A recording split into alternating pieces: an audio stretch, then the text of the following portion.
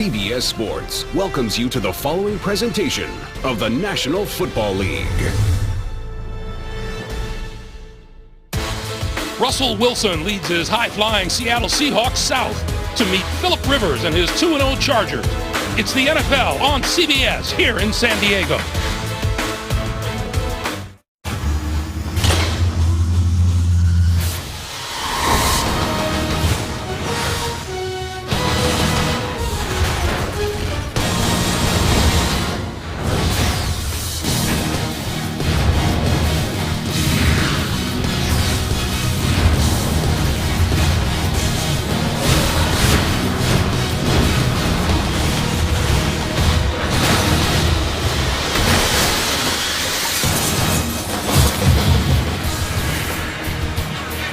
We welcome you to Qualcomm Stadium, where the hometown San Diego Chargers look to remain perfect in the preseason as they host the Seattle Seahawks, and we creep ever closer to the start of the 2015 regular season, which culminates in Super Bowl 50 on February the 7th here on CBS. Hi, everyone. Welcome to San Diego. I'm Greg Gumbel along. Oh, hey, you're Phil Sims. How you doing? I'm good. How are you?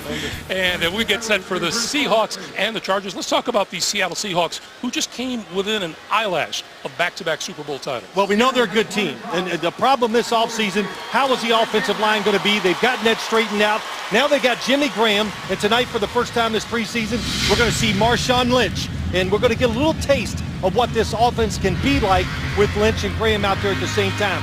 On the defensive side, Richard Sherman is going to make his first action of the preseason. And when you talk about Seattle's defense, Greg, when healthy, in my opinion, it's the best in the NFL. All right, let's talk about these San Diego Chargers. Now, what an off-season Phillip Rivers had. A brand new contract, plus he's got some new additions that are going to make them really tough. Well, I know what he's really happy, besides just the money. He's got an offensive line that is good, restructured, and it's deep, and they have reserves. I think San Diego has a very unique running back situation also that's going to be a big key for their team. On defense, they got speed outside. They want to play pressure defense. I think they have a chance to do that. All right, also with us down on the sidelines this evening, Tracy Wolfson. Right now, she's with Seattle head coach Pete Carroll. Tracy. Thanks a lot, Greg. And Coach, this is basically the final dress rehearsal for your team. What do you hope to see out of them tonight? We want to see a lot of running and hitting tonight. Now, we've been working hard to get to this point. But so we still got another game in our minds, but we want to really see us running, hitting, and I'd like to see our execution clean up from last week. We're going to see Marshawn Lynch for the first time. A lot of your starters out here. How long do you expect them all to play? Well, we'll play our guys into the second half for the most part, and they need to get to that work. And so everybody's revved up. It's like a regular game for us. Good luck. Thanks a lot. Greg? All right, Tracy, thank you. Would you believe if I said the temperature was just below freezing and snow is expected here in San Diego? Well, no. Listen, if you want to lose a few pounds, come up here in this booth and stand next to us. It's around 100 degrees, I would say, easily. It is a beautiful day here in Southern California. By the way, Seattle has won the toss. They will receive, and that is Nick Novak set to kick it off. Tyler Lockett is deep for the Seattle Seahawks, number 16, and he can run. Also mentioned along for the ride with us this evening is Mike Carey, our official rules guru. We have to peel him off of the beach and have him join us here. And let's get him started. Lockett gonna run it out. No, he will not run it out. Dropped it and downed it in the end zone. So we'll start at the 20-yard line. And that means quarterback Russell Wilson. And you know, Greg, talk about Russell Wilson. Seattle, they are different from a lot of teams. They have a lot of unique players. There's no prototypes for him on either side of the ball. And Russell Wilson allows him to run and manage a game like they do. Run it, play a certain defense. Of course, he can throw, but it's his ability to move around and make that extra play which really makes this offense special at times. 36 wins in his first 3 seasons in the league. That's special. Nobody better. And this is Marshawn Lynch. And Lynch across the 25 to about the 26-yard line. The Seattle line, a question mark not too long ago, but Pete Carroll told us he feels good about it now. Russell Okung not playing tonight with a sore shoulder. Alvin Bailey starts for him at left tackle. And the big addition on offense, Jimmy Graham comes over from the New Orleans Saints. Seahawks fans have to be ecstatic about the offensive possibilities he creates. On 2nd and 4.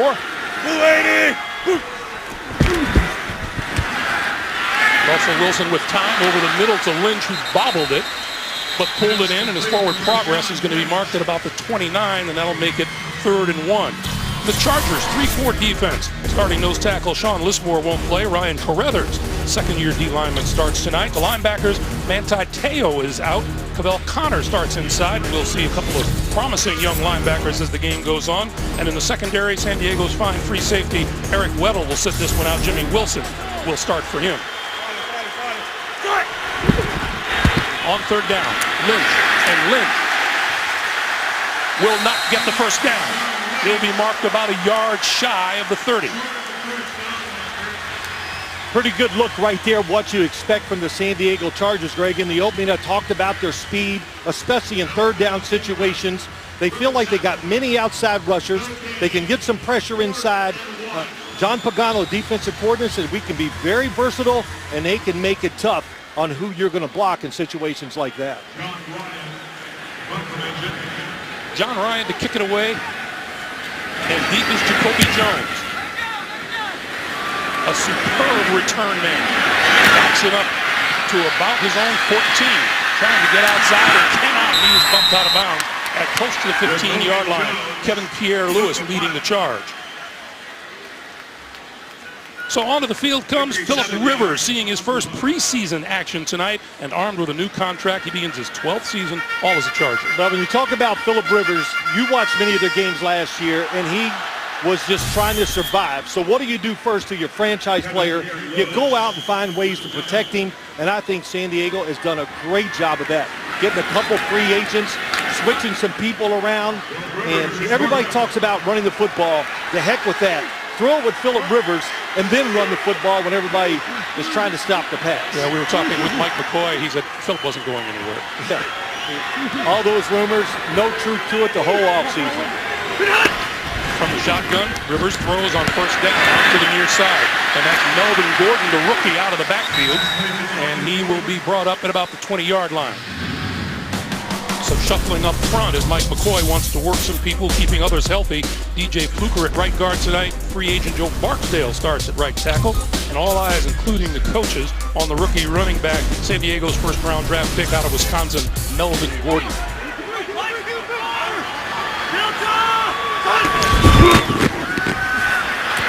And off going up the middle is Gordon once again. And he's brought down by Bobby Wagner. Up front, Seattle 4-3 alignment. Tava Rubin, a solid addition at tackle. And when you're talking special linebackers, that's middle linebacker Bobby Wagner filling the bill. And at strong safety, Cam Chancellor continues his holdout for a new contract. Second-year DB Deion Bailey out of USC hopes to be the one to take up the slack. Danny Woodhead is on the field on 3rd and 4.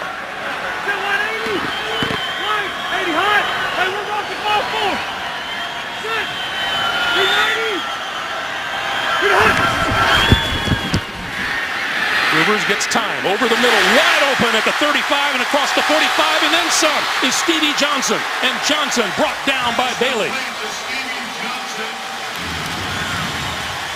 Very good pass protection. That was the first key. Philip Rivers had nobody in front of him. That's what they want to do more than anything. Giving space, waits on Stevie Johnson. Great pickup in the offseason. As Philip Rivers, what did he say to us? Hey, there was a reason why he had all those 1,000-yard seasons up in Buffalo. He's got to be pretty good, and they're very excited to have him out there playing the slot receiver on 3rd down. Yeah, he said 3 1,000-yard seasons in a row, and then when you consider they were in Buffalo. Yeah. It's windy and cold up there. On 1st down, and straight ahead, Woodhead with running room spins across the 40, and the ball will be placed just inside the 40, close to the 39-yard line. Here's Mike McCoy. What Mike McCoy say about playing tonight? Play well, you'll get out quick. If you don't play well, I'll keep you in there until I'm happy. But his energy, seeing him the other day, and talking about his football team, the vibe, whatever you want to call it, around San Diego with that football team, it is great. It's the best I've seen in all the years I've been coming out here. Going to give it away again, and is going to be marked down at the 40-yard line, Gordon.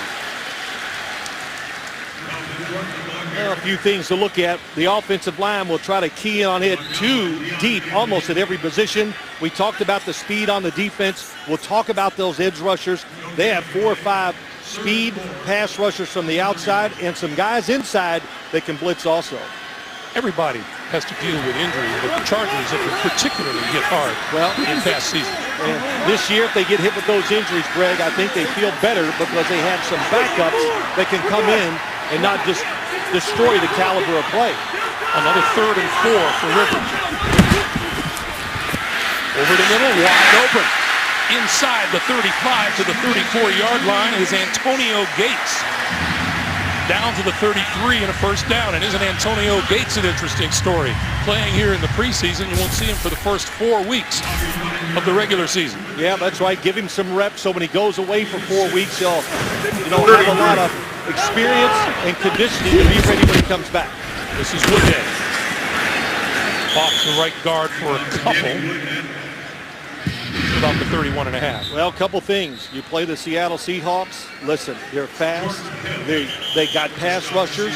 So you try to negate that with this hurry-up offense, the quick throws, which we saw last year when they played here, these two teams. Really the same way we saw the New England Patriots play Seattle win the Super Bowl.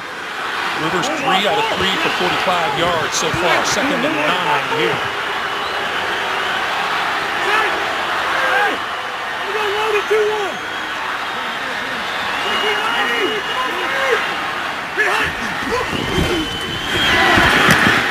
To the far side, and that's to Woodhead.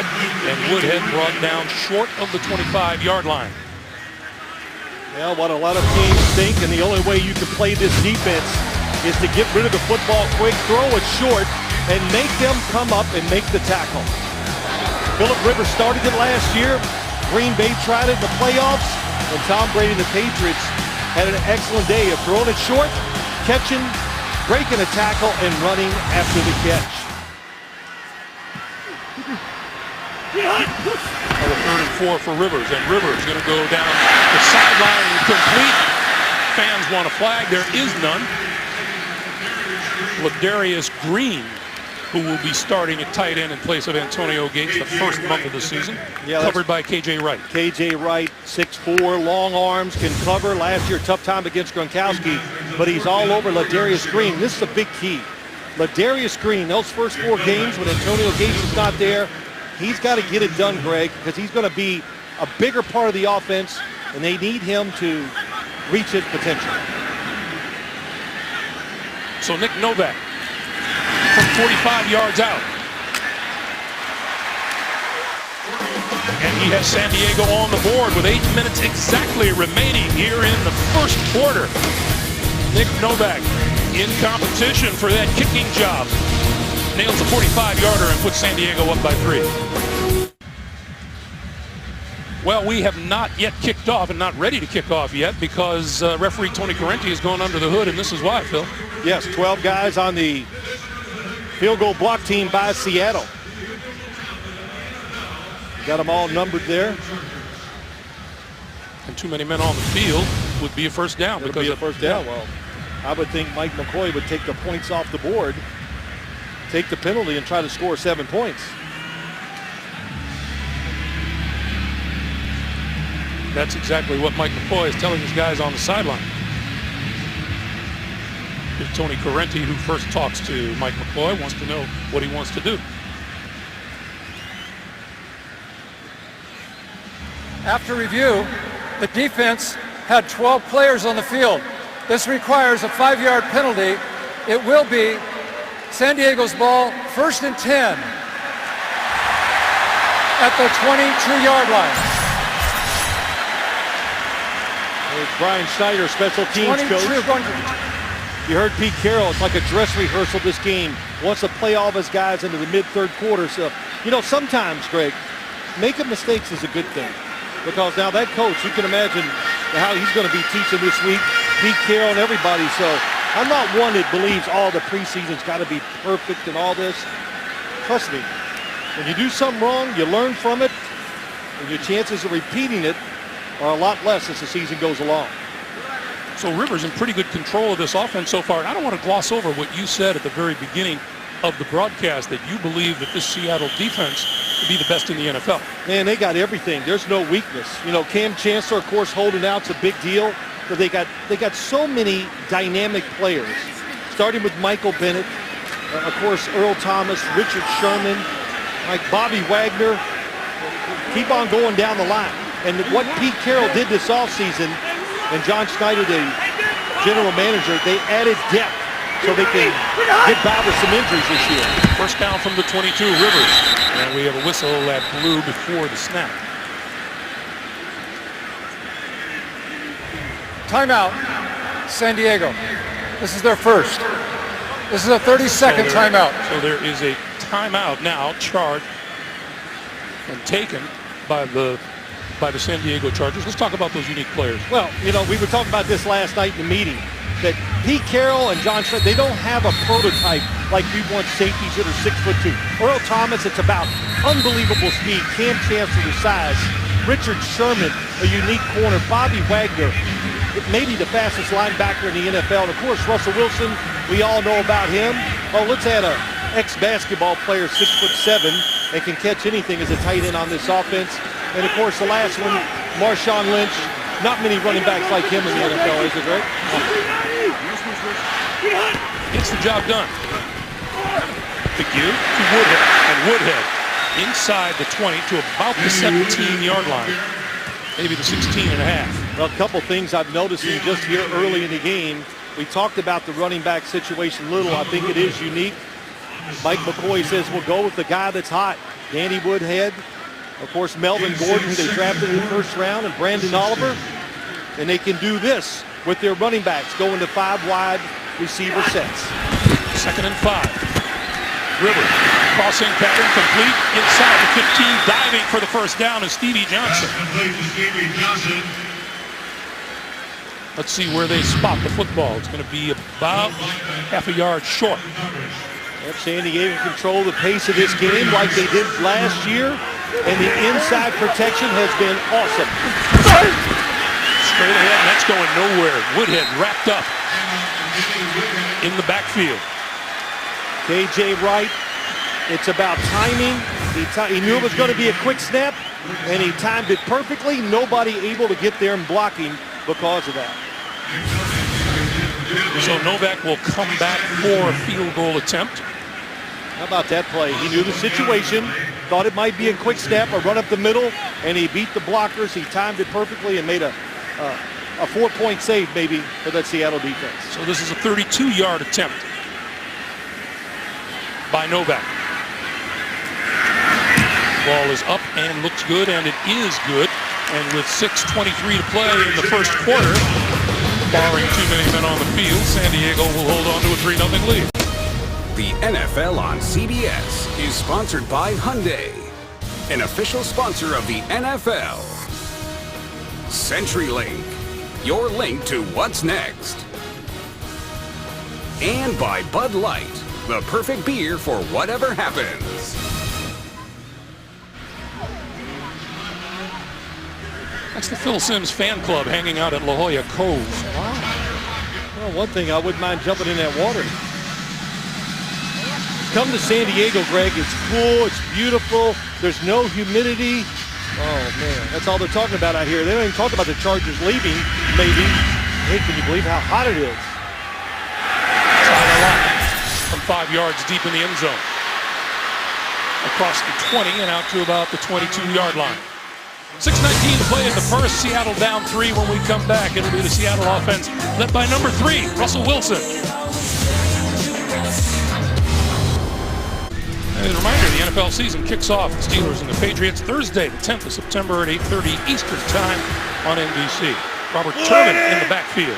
And movement on the offensive line by Alvin Bailey. False start. Offense, number 78. 5-yard penalty. Remains first down.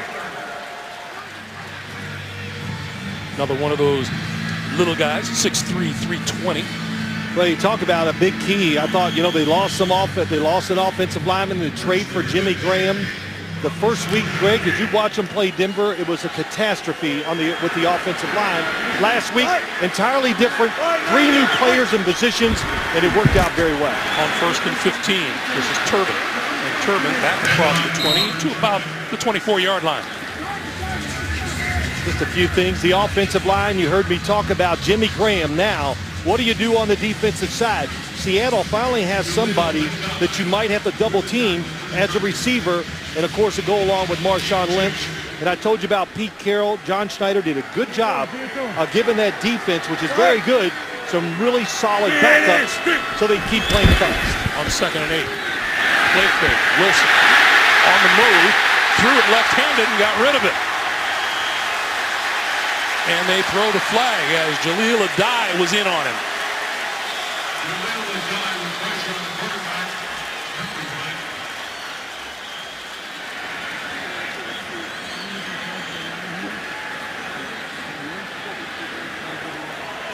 Intentional grounding. Offense, number 3. This will carry a loss of down. It will be 3rd down, and the ball will be placed at the spot of the foul. Great job that time on the bootleg, which is what Seattle likes to run a lot. So Jaleel Adai, great job staying in position. And as Russell Wilson comes out, he doesn't go across the formation, makes a good adjustment. Boy, that's a great job, Greg. He jumps and still able to come down and get in position to make Russell Wilson try to throw the football away. So it's 3rd and 26. This is Turbin. Across the 10 to about the 13, and that's about it. Well, this defense for the San Diego Chargers. John Pagano, the defensive coordinator. How's it going in training camp? He goes, oh my gosh. He was so excited. He goes, we played with such passion, speed, and energy. And now, he goes, great. When we miss a tackle, we're so much faster that the next guy can get there and stop him from gaining all those extra yards. So really high on what's going on with this defense so far this preseason. And Mike McCoy says the best part of his camp all year long has been the competition. This is Jacoby Jones from his own 24 to about the 38-yard line. Yeah, competition, it'll make you run faster. So Phillip Rivers still going to come back and play a little bit more football. He handled the ball a lot so far in the first quarter. He's going to do a little bit more. The NFL on CBS. .446 to play here in the first quarter in San Diego. The Chargers with the ball and a 3-0 lead.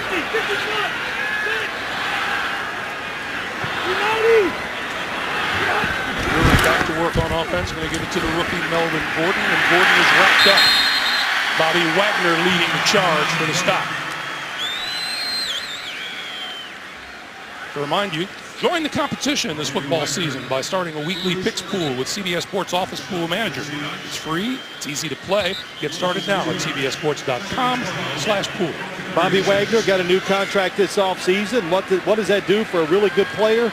Hey, it puts their mind at ease, just makes them play even freer because that money situation is settled, and now it's all about him and the team.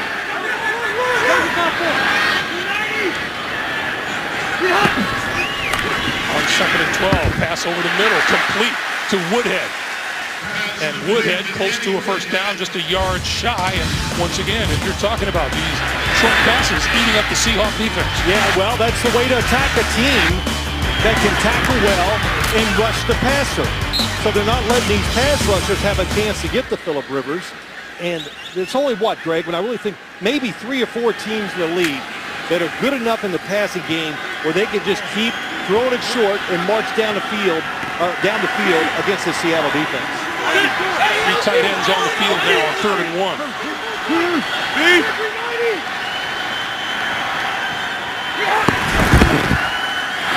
Giving it to the deep back, and that is Gordon, and Gordon gets the first down across midfield and into Seattle territory. So my question to you, Phil, as we take a look at this replay, is without Cam Chancellor out there, are they missing him? It's too early to tell. Can they do it without him?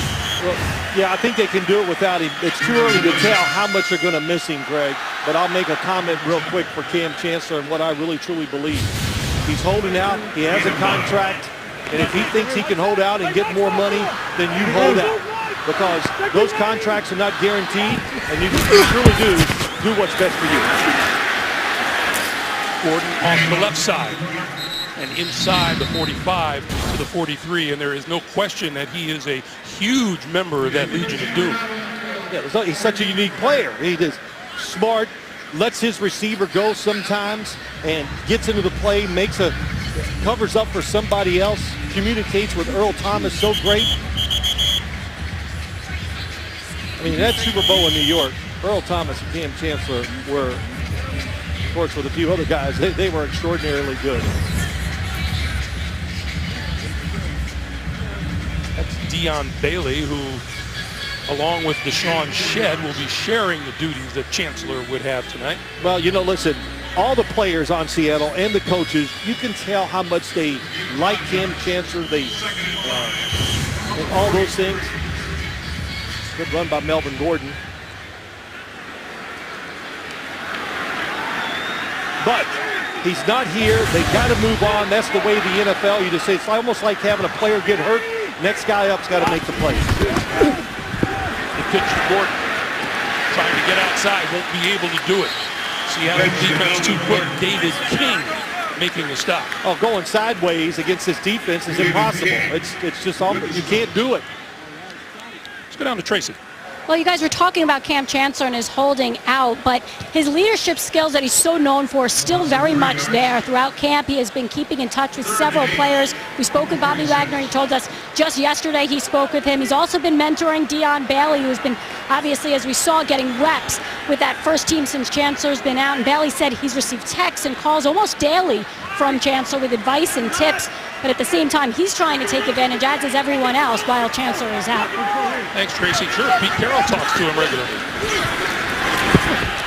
Rivers, as he let the ball go, and it's incomplete. Pass is incomplete. Number 23, Stephen Terrell in on the quarterback. Chris Richard, the defensive coordinator. They have not shown blitzes so far this preseason. Here comes timing it perfect. That's what blitzing's all about. Spacing the field, making sure nobody's in the way, and timing the snap count. They had enough of those short passes, so they came after the quarterback.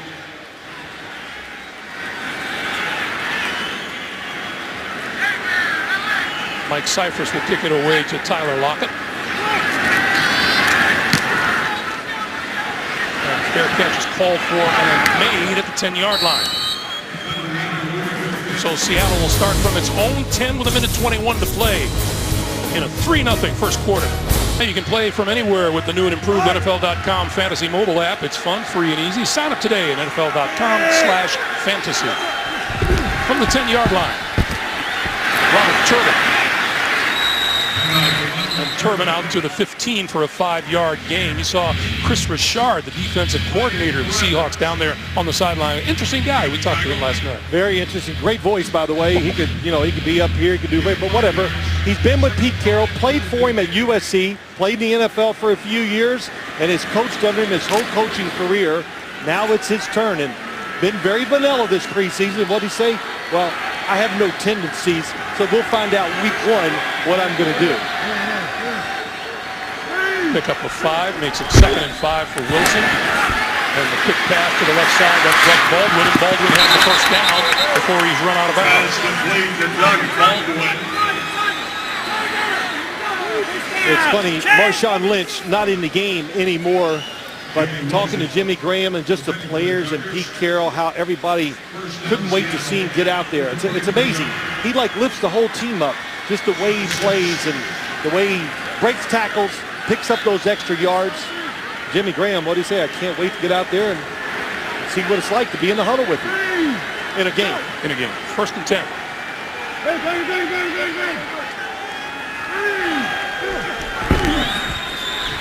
Wilson running out of time, throwing up the middle, almost intercepted. Overthrew his intended receiver, Jimmy Graham. And Brandon Flowers came close to picking it off. It'll be 2nd and 10. Well, he made the decision. What happened, he's looking left the whole time, hoping somebody's going to come open. Then at the last second, Russell Wilson makes that decision to go to the right. Never gets his feet changed. Watch him look this way. And then when he turns around to throw it, his feet are stuck in the ground. That's why he throws it high. So it's 2nd and 10.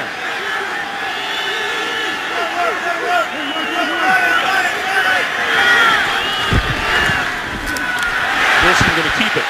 And not going to get anywhere. Thrown for a loss by Jimmy Wilson. And that will be the last play of the first quarter. That's the end of the first quarter. 3-0 San Diego. We're coming back to Southern California after this. This is the NFL on CBS.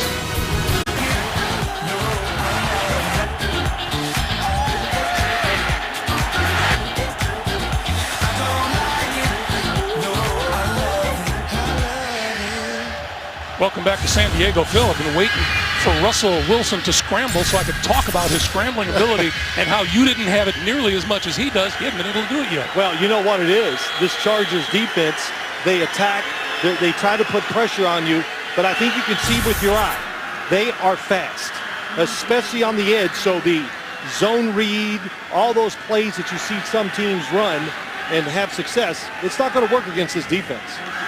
Yeah. Do you know how many rushing yards you had in your career? 3,000-4,000? No. No? No, not even close. Well, somewhere. Hey, all I can say is this. 1,250. No, it's not true. It is true. That. No, they read it wrong. I just know there's one person in this booth that's a 1,000-yard rusher in the NFL, and it's not you. Yeah, but I threw fewer interceptions. 3rd and 15.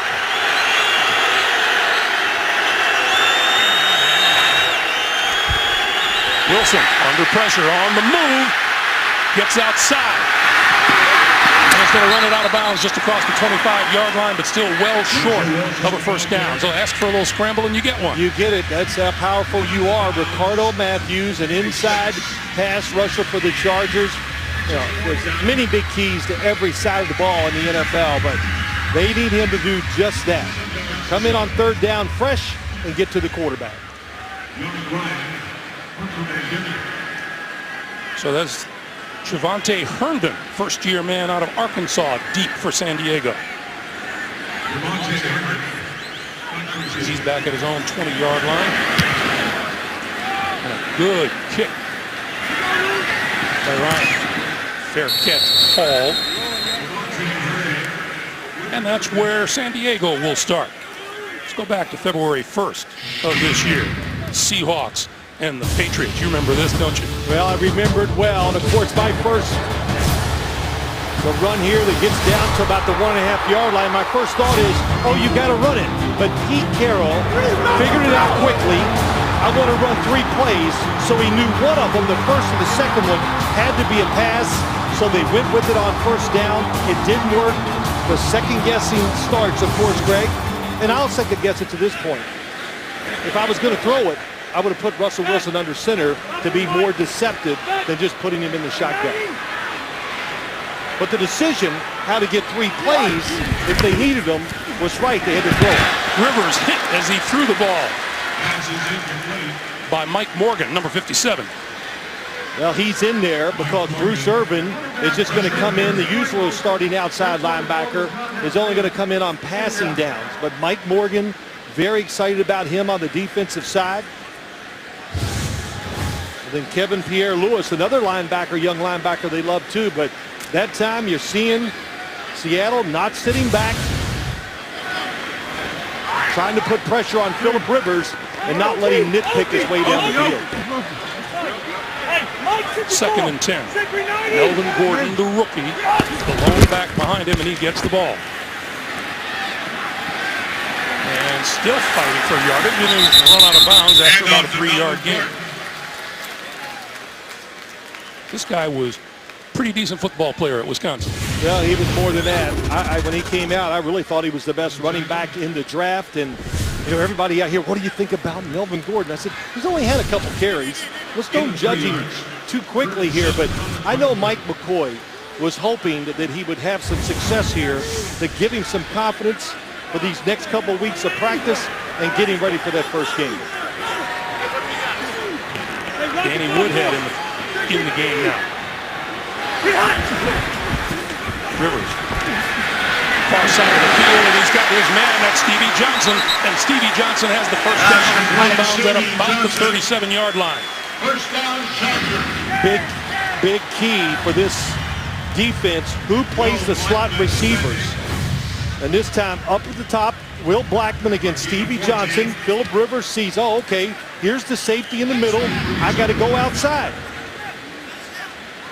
Phillip Rivers called Stevie Johnson an intriguing signing for the Chargers. How we doing? Hey, how we go? Open field! Open field! First down. Gordon again, this time left side. Tucks it back. Across the 40 to about the 43. A reminder for you, America, the wait's almost over. Don't miss the premiere of The Late Show with Stephen Colbert with special guests George Clooney and Jeb Bush, Tuesday, September the 8th on CBS. You know, Melvin Gordon, they've got to give him carries, game action to get used to the decision you made in college. They're just not the same when it comes to this league. You got to be a fast decision maker, and you got to let it go. You can't stutter step for 1 second like that. When you watch him run, he kind of hesitates and does a little two-step. Watch number 28. And as he goes across, you got to see there's not much there, so just plow it in there. And that little second look against all defenses in the NFL is going to get you tackled right there for no gain. So Rivers now with a 3rd and 4. He's had a ton of those in the first half here. Well, you play Seattle, this is what's going to happen. You better be good at pass protection and picking up 3rd downs. Woodhead in the backfield with it.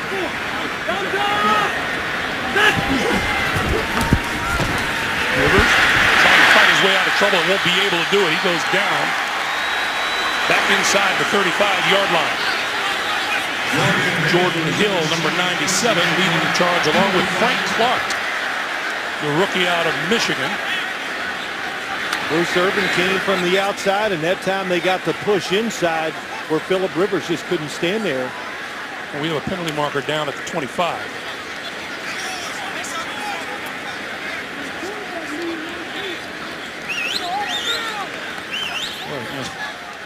Richard Sherman talking. Personal foul, unnecessary roughness, offense number 77. It's 15-yard penalty for peeling the guy off the pile. But down will count, it is 4th down. That's King Dunlap, the left tackle of the Chargers. Yep, you can't go in there and pull people off the pile. They're going to call that. They made a point of emphasis this offseason. But the sack inside, watch 55, Frank Clark. Just makes a little move inside and just powers his way back to the quarterback. And here he is. There's the penalty. Yep, there it is. Oh, Tony Corrente, he got right in there. Got to toughen up these refs too. Right, Mike? Tyler Lockett. I don't know if Mike Carey could have taken that kind of punishment. Nobody likes those body blows. Lockett from the 33. Straight up the middle. Midfield. Cuts to the outside. Back to the inside. Oh, what a run by Tyler Lockett. All the way across the field, and he has a chance to go.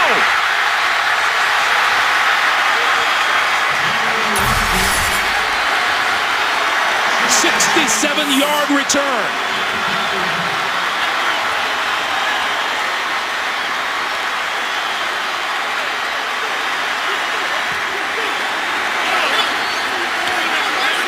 Well, we know this is why they were so excited to get him, what he can do in the passing game, but the return game. You saw it at Kansas State, and he's carried it right over into the NFL. What's impressive here is all these little moves to set up the blocks. Right here. Oh, cuts back inside, set up the blockers, and he found the open lane. And, of course, you could see the speed to take advantage of an opportunity and score. And now comes Phil Simms' favorite part of the game, the new extra point, which will be snapped from the 15-yard line. Yeah, we'll have to talk about that a little later when we have more time. But I would think my opinion, as you're saying, is not going to be real positive on this. Or unusual. That kick is good.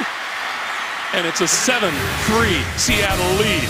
Tyler Lockett doing just what the Seattle Seahawks want out of him. Seattle has a 7-3 lead. As you see there, Tyler Lockett's second special teams touchdown of the preseason so far. Yep, they were, well, look, everybody's excited about the draft picks, but like Russell Wilson, who they think they stole in the third round, they feel the same way about Tyler Lockett. Jacoby Jones out of the end zone. Lost the football and it rolls out of bounds at about the 10-yard line. Cassius Marsh made the hit. Meanwhile, Tyler Lockett, back on the 14th of August, returned to kick 103 yards against the Denver Broncos. This is week 1 of the preseason, and we can laugh about this now. Pete Carroll gets run over on the sideline, but the only reason we can laugh about it is because he didn't get hurt. No, my God. But what's impressive, the official is falling and reaching for his flag and throwing it on the way down. That is some quick thinking. That was great. Mike Carey, as we mentioned, is with us. Would you walk over today? Yes, I does. Floated over on the water. But you notice that Pete was in the white. That's the office. It belongs to the officials, and bad things happen when you get in the way. Dangerous on those sidelines. Oh, yeah. From the 9. Penalty marker flies as Gordon gives it a second effort and is across the 15 to about the 17. And this looks like it might be a hold against San Diego. No? Yeah. Let's see. Kind of things have changed here. All of a sudden, this defensive line of Seattle is attacking and getting the first punch in. Illegal use of the hands to the face. Defense number 51. This 5-yard penalty will be added to the end of the run and an automatic first down. That's on Bruce Irwin. He's on the outside. The guy that caught my eye again that time was Frank Clark, their second-round pick, a defensive lineman. They're excited about him because he's a lot like Michael Bennett. They can move him anywhere, outside, play inside. Bruce Irvin, 51. There's the hand. Oh, yes. Helmet comes off.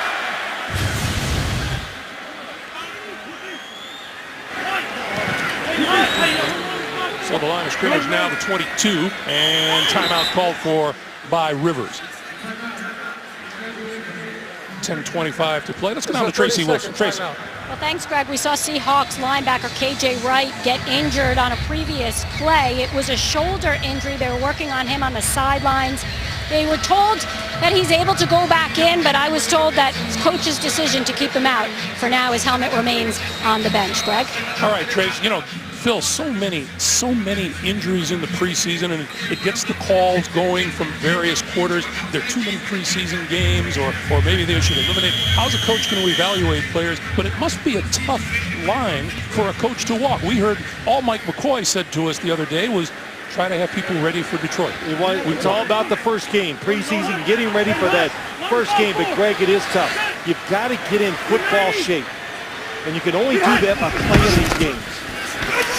Rivers, over the middle, incomplete, overthrew Stevie Johnson. You know, you can practice all you want and run and do this, but you know how you get hit from every angle in football.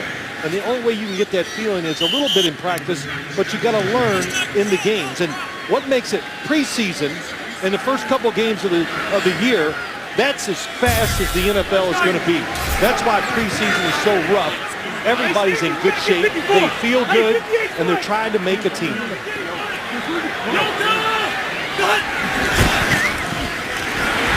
is Woodhead. And Woodhead across the 25 to about the 27-yard line. Boy, is he a big part of this offense. I think Danny Woodhead, Brandon Oliver, and just learning Melvin Gordon starting to show some signs that he's getting the hang of it out there. But these running backs, and they missed Danny Woodhead big time last year. It changed his football team.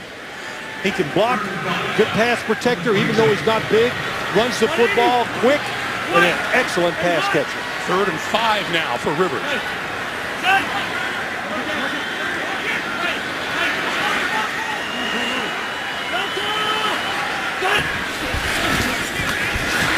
Rivers escapes the pressure, but not for long. Brought down at about the 24-yard line by Irvin, Bruce Irvin. Another blitz. So the defensive coordinator, Chris Richard, is not going to just hold everything back for the start of the year. And when your defense is kind of not doing what you want it to do, well, sometimes the coach has to help them out. So he started blitzing, got them more aggressive, sped them up. Well, Danny Wood had a good job of seeing the blitz, getting in there and getting Will Blackman.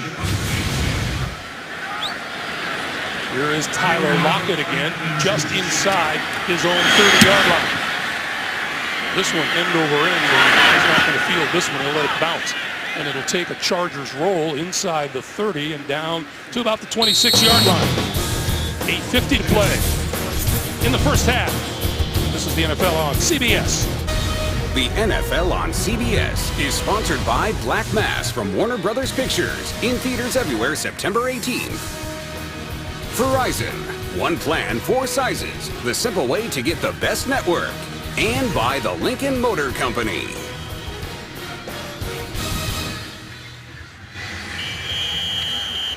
It looks like our production meeting from last night.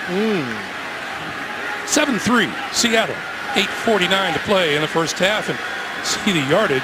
The punt return is the only touchdown of this game so far by Tyler Lockett. Russell Wilson throwing near side.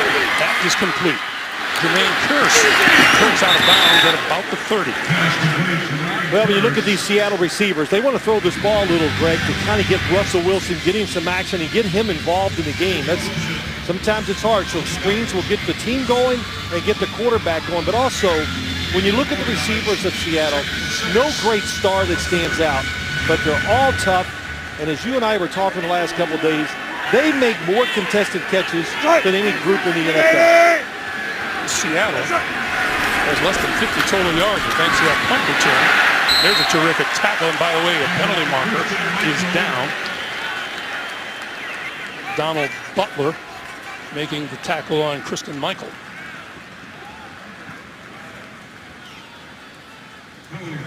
Holding, offense, number 68. As the penalty has been declined, the result of the play, third down. It's Justin Britt. Go back to that Super Bowl. Oh, well, yeah, talking about contested catches, great coverage, perfect defense. Go up and get the ball. That's Chris Matthews. Another one there, and of course the big one at the end of the game. Just staying with it. Jermaine Kearse. But I think when you think about it, why are they so good at it? Who do they practice against every day? The Legion of Doom. That'll make you tough and go after the football. 3rd and 6 now for Wilson. Wilson dropped down at the 25-yard line. Coming in off the side is number 51, Kyle Emanuel. Oh, that'll get him going here.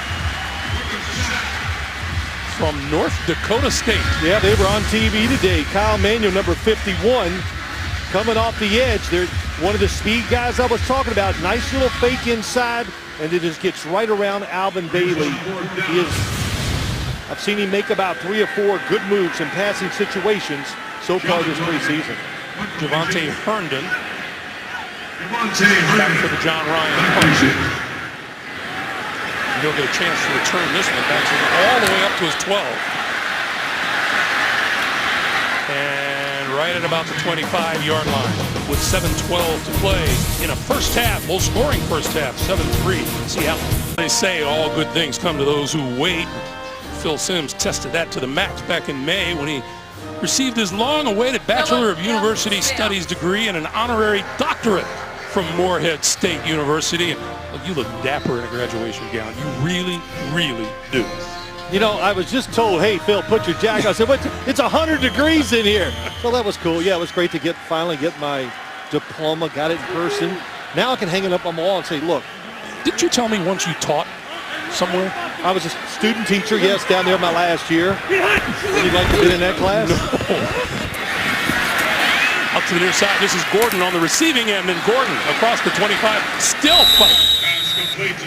Well, you talk about additions to your team and to the offense. The San Diego Chargers, Stevie Johnson playing that slot receiver. Look at the man coverage underneath. Phillip Rivers does a good job of waiting. Stevie Johnson goes across the formation. How about that stiff arm? Watch this move. Patience and that little stutter step, wide open. A veteran with talent. setting up the defensive back and knows the timing that the quarterback is looking for. On 2nd and 8, this is Gordon again. And nothing there off the left side. Brock Coyle was there, number 52, along with Greg Scruggs. Yeah, a lot of backups in there in the Seattle defense right now. And it's, you know, the plan maybe to sit there and say, hey, we're going to play them 2.5 quarters might change a little bit for both teams because of the heat. It's just a little hotter than I think they expected, and guys are not in shape, I think, to deal with the heat and go that long.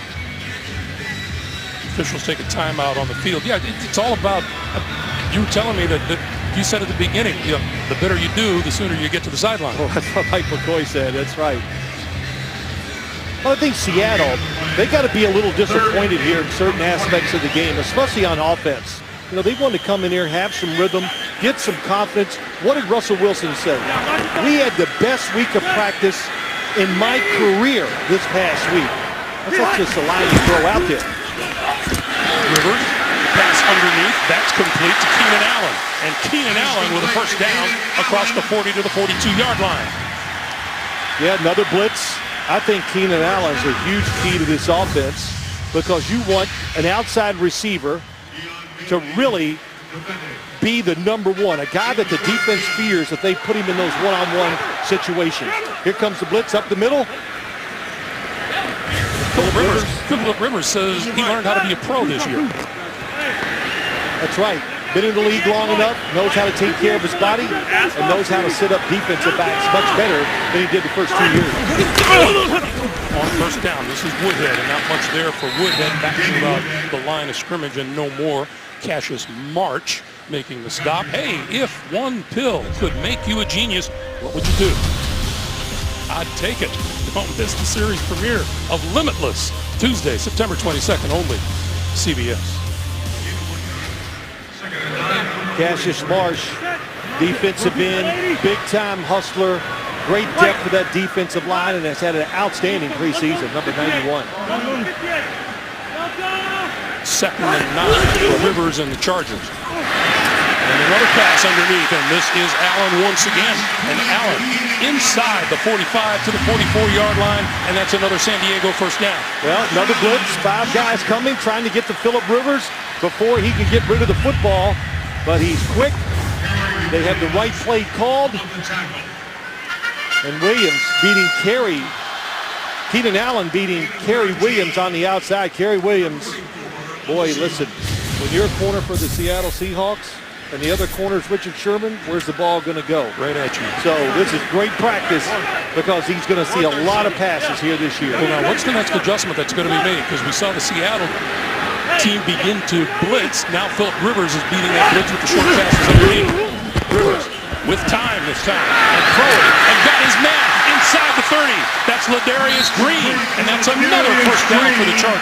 Tremendous throw under pressure that time. Phillip Rivers getting hit, but he can just hang in there. I mean, nobody in the NFL is better standing in with pressure around him and making the throws. Ladarius Green going to need to call on him the first 4 weeks of the year. Everybody looking at the quarterback. He sneaks behind the linebackers in front of the corner. Rivers 11 of 15 throwing for 125 yards. On first down, Gordon.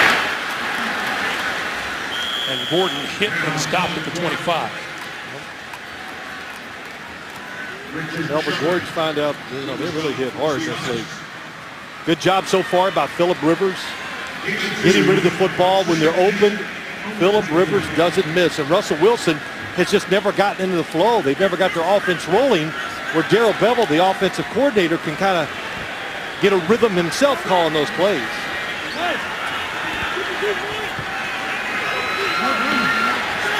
18 rushes, 17 throws so far for the San Diego offense. Big hole this time for Gordon inside the 20 to about the 16-yard line.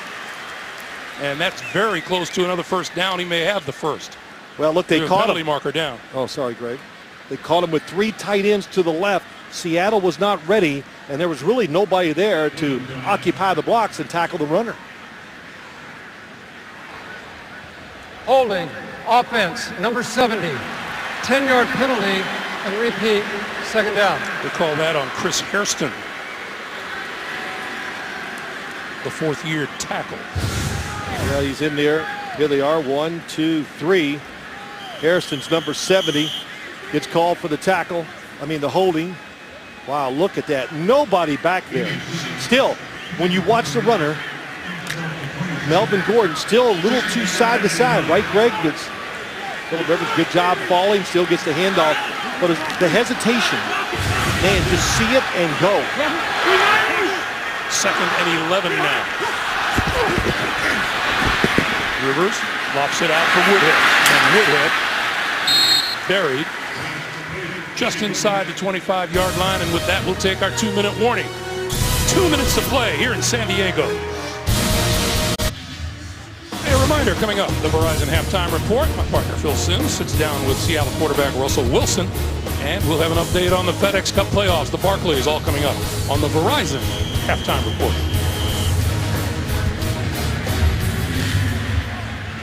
Rivers looking at a 3rd and 8. Rivers 4 out of 6 on 3rd down so far today.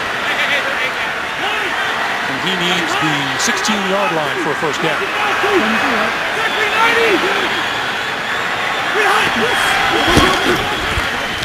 Rivers, crossing pattern, that's complete. Stevie Johnson has the first down inside the 15-yard line. He'll be marked out at about the 12. Boy, the speed by Stevie Johnson. Mike Morgan, 57.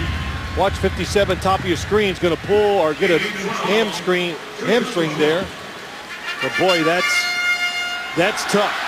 Seattle's got you in the position they want you to be in. They throw it short, and they still outrun the defense to get the first down. Good blitz pickup again, or that time, by that offensive line in San Diego. San Diego with 1 timeout remaining. Seattle with 3. Gordon close to the 10. Last time they did the 3 tight ends, they went out or went to the side of the tight ends, tried to fool them that time, Greg, and went backside with a little trap. Seattle was there ready for the play. Clock continues to move, 1.5 minutes remaining in the first half. Phillip Rivers has really been sharp in everything he's doing. Decision-making, audibles, throwing the pressure on him, and accurate as always with the football. Down to 5. Got the snap off in time. Rivers going to go for it all. End zone and overthrew everybody. Stevie Johnson was down there and he was double covered.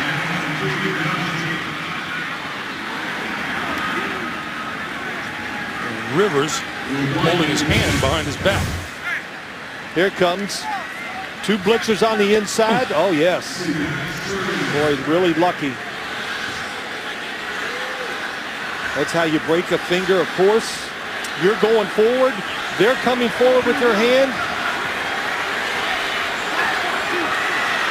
That's Kevin Pierre-Louis, who got a hand on Rivers. 3rd and 8.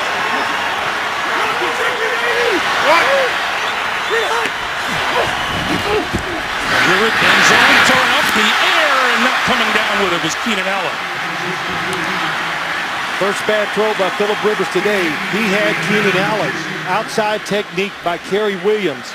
And what you're trying to do is slice that football in between the corner and the safety. That was Deshaun Shedd, the safety. But yeah, the ball got away from Phillip Rivers a little. Maybe that finger, a little numb, whatever. Not feeling great. And this is Josh Lambo, the rookie free agent out of Texas A&M. From 28 yards out. Had an outstanding game-saving week last week in week 2 of the preseason. The Seattle lead is 1 at 7-6. Well, just a moment ago, Phillip Rivers trotting off the field and into the locker room. And our guess is that we probably won't see Phillip Rivers back on the field tonight. No matter what, even if that finger was not hit, I don't think he'd have been back in the second half. Can't tell which finger it is. But he grabbed it immediately. One of them. Let's go down to Tracy Wilson. Tracy. Well, guys, Phillip Rivers came off the field. He did not look at that hand. He did not go up to a trainer. No one went up to him. He just spoke to the team like he normally does and then ran right into the locker room. You can only expect he will get further evaluation. We will talk to Mike McCoy going into the locker room. We'll ask him about it, and I'll certainly have a report coming out at half. All right, Trace, thank you. Meanwhile, Tyler Lockett with another good return out across the 30 to about 34, 35-yard line. But we have a penalty marker down.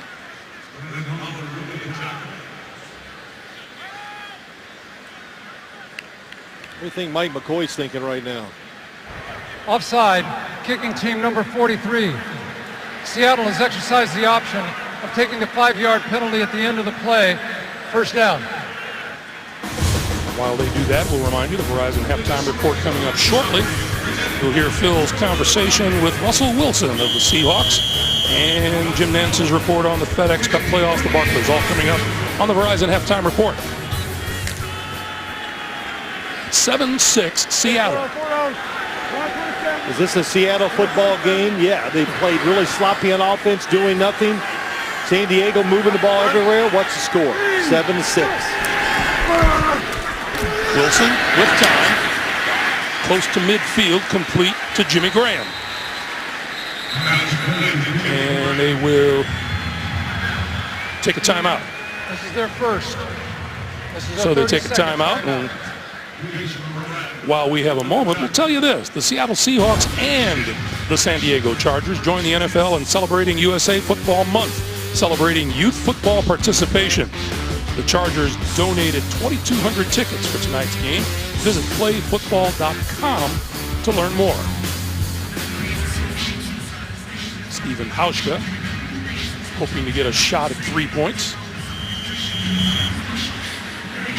Yeah, watching kick and warm up. Strong leg, beautiful night. The field right now is in great condition. He could probably, it depends on time, but he could try one up to 60 yards and have a chance of making it here tonight. By the way, that pass to Graham, that's only the second first down for Seattle. Deep drop for Wilson. And now he's on the move. Midfield. First down and out of bounds at about the 35-yard line. Well, he made that look easy. You have to always go when you're playing Russell Wilson as a defensive lineman. Stay in your lane. Everybody gets bottled up. Watch this move against Donald Butler. Dip inside, goes right around him and picks up about 10 extra yards. 27 seconds on the clock. That's the longest play of the day for Seattle.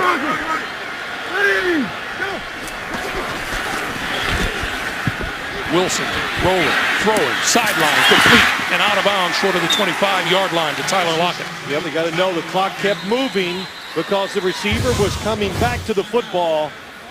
Well, they finally saw it and called a timeout. A 30-second timeout.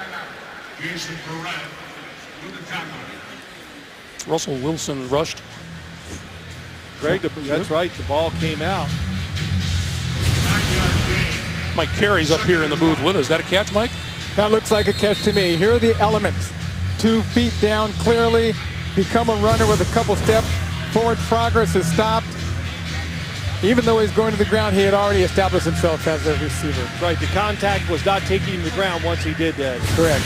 Stayed up long enough.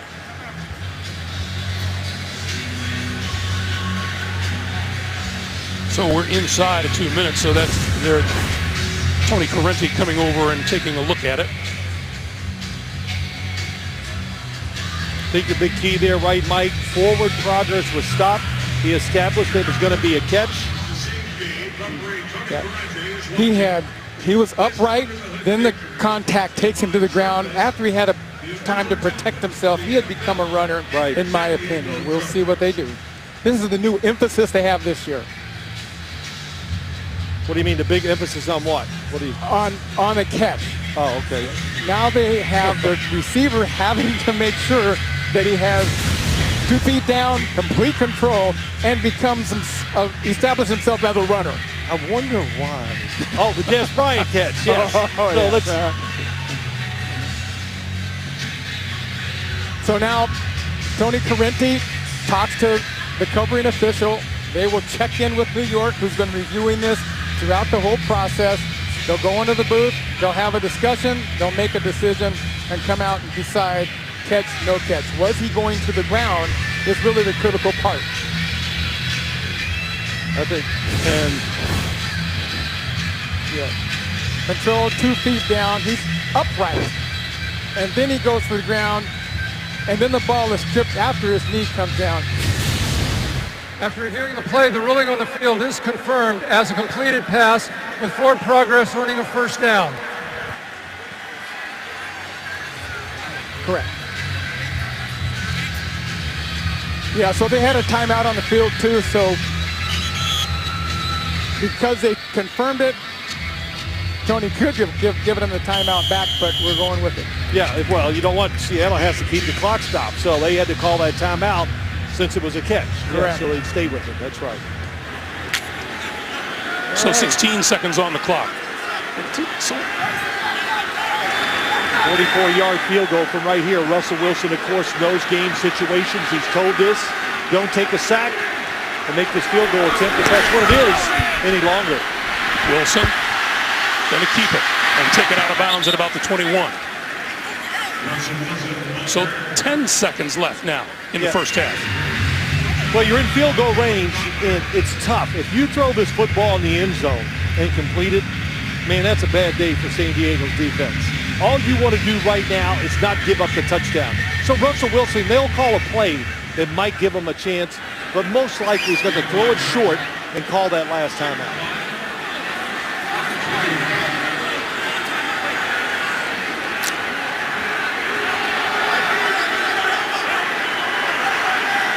Christian Michael in, and now we get a timeout called by San Diego. So they want to talk about what could possibly happen here. And while they have the timeout, let's remind you, September the 17th, your football weekend begins with Thursday Night Football on CBS and NFL Network. Peyton Manning and the Denver Broncos meeting the Chiefs right here on the home of Super Bowl 50, CBS Sports. You know what's great about those night games early in the year? It's not as hot. Warm. It's not as hot.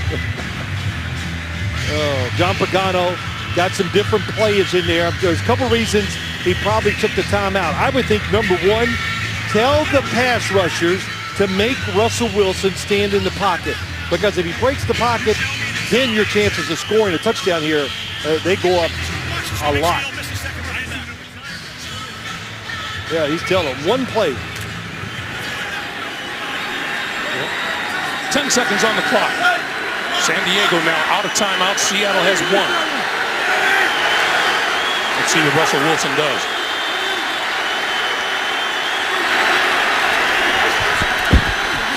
Over the middle, right behind Jimmy Graham. Underthrew it, coming across. Jimmy Graham just going to run. Just a speed crosser. The Seattle, they're one of the best in the league. Going across the formation, just full speed. Took his eyes off it. Wasn't a perfect throw, but he'll make that catch 99% of the time. He's trying to catch it, of course, get out of bounds or make a play. That'll bring Steven Hauschka onto the field. Still a good drive. And he will try this one from about 40 yards out. Still a good drive for Seattle's offense.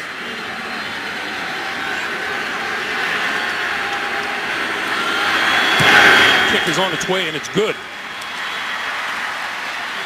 And we still have 3 seconds left on the clock for the half, and Seattle's lead is now at 10-6. First half of play. Seahawks 10, Chargers 6. As we have been telling you, CBS will present Super Bowl 50 in February. The Seahawks represented the NFC each of the last 2 Super Bowls. Their defense dominated number 48 in a 43-8 win over the Broncos. They lost Super Bowl 49. Malcolm Butler picking off Russell Wilson at the goal line with 20 seconds left as the Patriots won it 28-24. You know what's interesting, just talking to Pete Carroll and everybody, and you read everything across the country, that loss, they'll never overcome it. It's going to ruin your year. I mean, you know, what do people think these athletes are, coaches? Man, if they can, football's about adversity. Everything always goes wrong. So, of course, they're going to shake it off, and they're out there, and they're going to get going again. And I think we heard pretty convincingly last night from Pete Carroll, because I like this team. I mean, you know, he's been it. He can see the speed, the depth. They got their offensive line, he hopes, straightened out. Jimmy Graham, title Lockett, some new weapons. Remember when I asked him how long did it take you to forget about it? He said, I don't want to forget about it. Yeah, they think about it every day. That's a play you can't forget.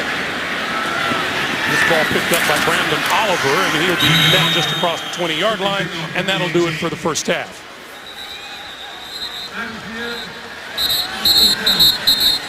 So a little disagreement as the teams get set to walk off the field. And let's go down to Tracy Wolford. Tracy. Thanks a lot, Coach. We saw Phillip Rivers leave the field early after getting hit on the hand. Do you have an update for us? No, he goes in early every half. When it's like that in a late situation in the half, there's not a lot of time left. The clock's going around, and he's gone in all the time. So I don't have an update. Can we expect to see him in the third quarter? When I get in there, I'll find out when I get in there. Appreciate it. Thanks a lot. Thank you.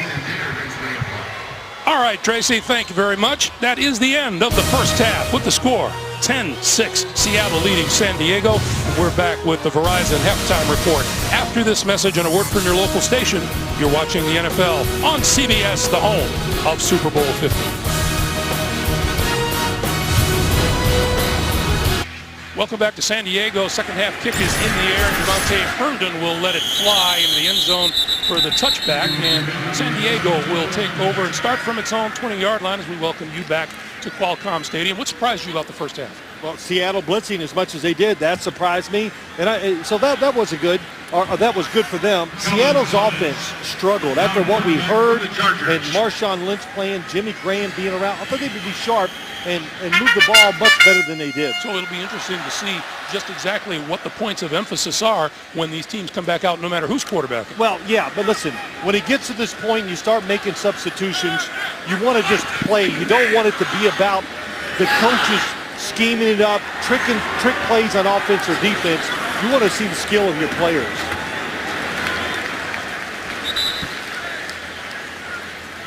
You know, you talk about that blitz.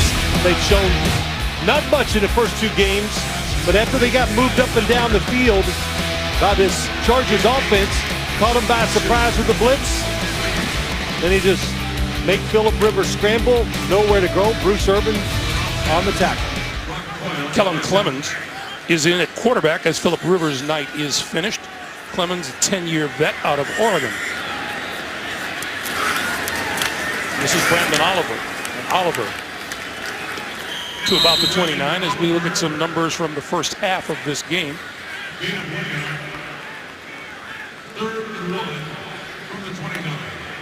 180 total yards for the San Diego Chargers.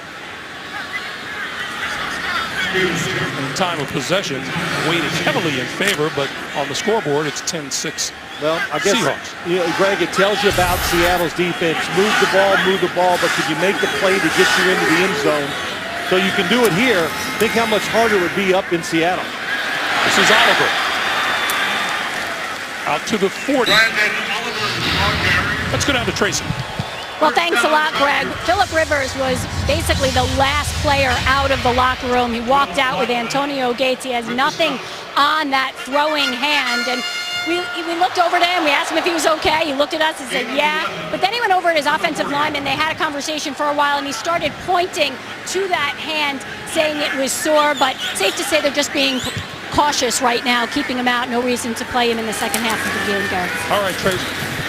This is Oliver again, and Oliver, he qualifies as one of those change-up backs that come in. Oh, absolutely. You know, I think when you look at these guys, Phillip Rivers kind of said it. He thinks back to years ago when it was Danian Tomlinson, and they would come in with Michael Turner and Darren Sproles. He says, we almost have the same thing. Now, Melvin Gordon can be hopefully the lead running back.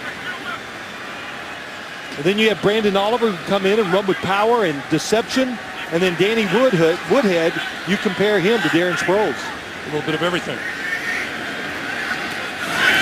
Clemens going to go deep down the far sideline. Jump ball, and it's incomplete. Jacoby Jones, the intended receiver. Well, that's Simon there on the play on the outside. He came back. This is his first chance of getting some action. He's been hurt. In great position inside, plays the ball, And even though he's been out, and Kerry Williams had a rough first half. And Pete Carroll was really interested to see how Simon was going to play here tonight. And I said, well, it's Kerry Williams' job, right? And he goes, hey, we're always competing. So you never know. 3rd and 8. Chargers need to get to midfield for a first down. Clement will pass underneath, and that one doesn't work because Simon was there waiting for it. Well, it worked in the first half quite a few times, but stand on that sideline, you get a little scouting report. So he saw it, and he was ready for it. Stopped him short of the first down. So they will kick it away. Mike Seifert of Pennsylvania. B.J. Daniels back at his own 10-yard line.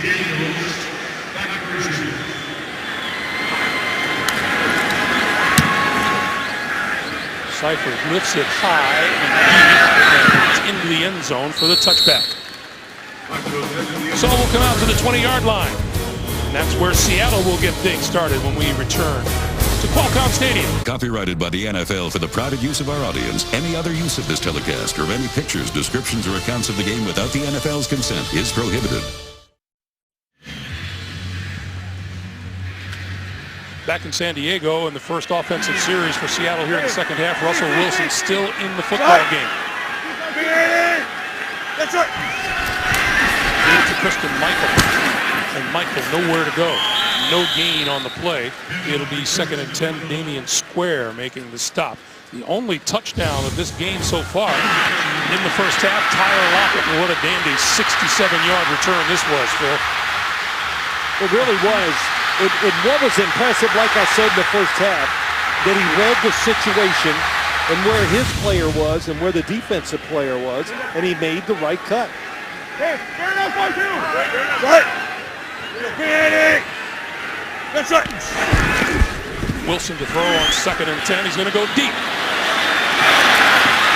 Incomplete, intended for Lockett. And covered by Craig Mager. Yep, 3rd-round pick out of Texas State.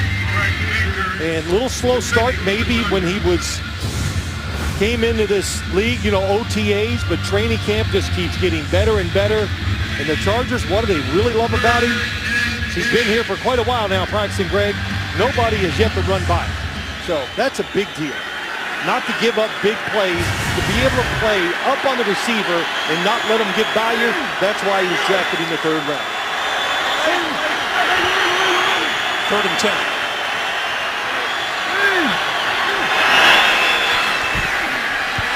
Wilson outside the field, incomplete.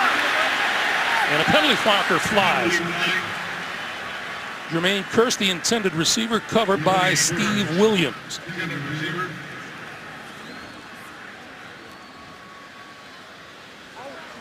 Pass interference, defense, automatic, first down. Number was 23 on the defense, 23. Happens up here in the top of the screen. The extra protection, the fake inside. Oh, he thought he was going to go across the field. Williams did. So when he broke out, that left arm came across the body. Grab him. Wilson. That catch is not a catch. It's out of bounds. Jermaine Kearse, the receiver, but immediately ruled out of bounds, so it'll be 2nd and 10. Yeah, good job by Stevie Williams. Had the pass interference. It comes right back. Really good throw by Russell Wilson. Back shoulder. He's right there and pushes him out of bounds before he can get that 2nd foot down.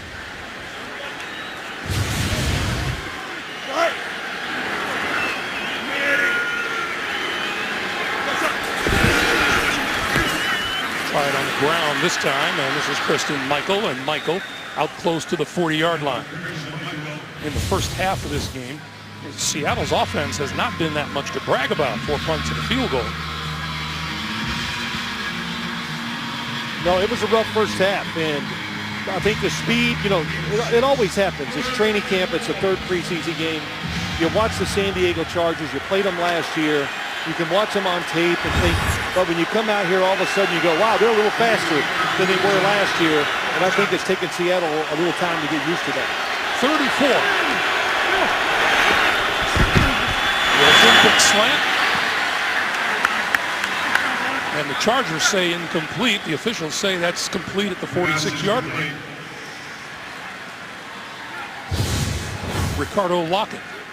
Ricardo Lockett with the reception.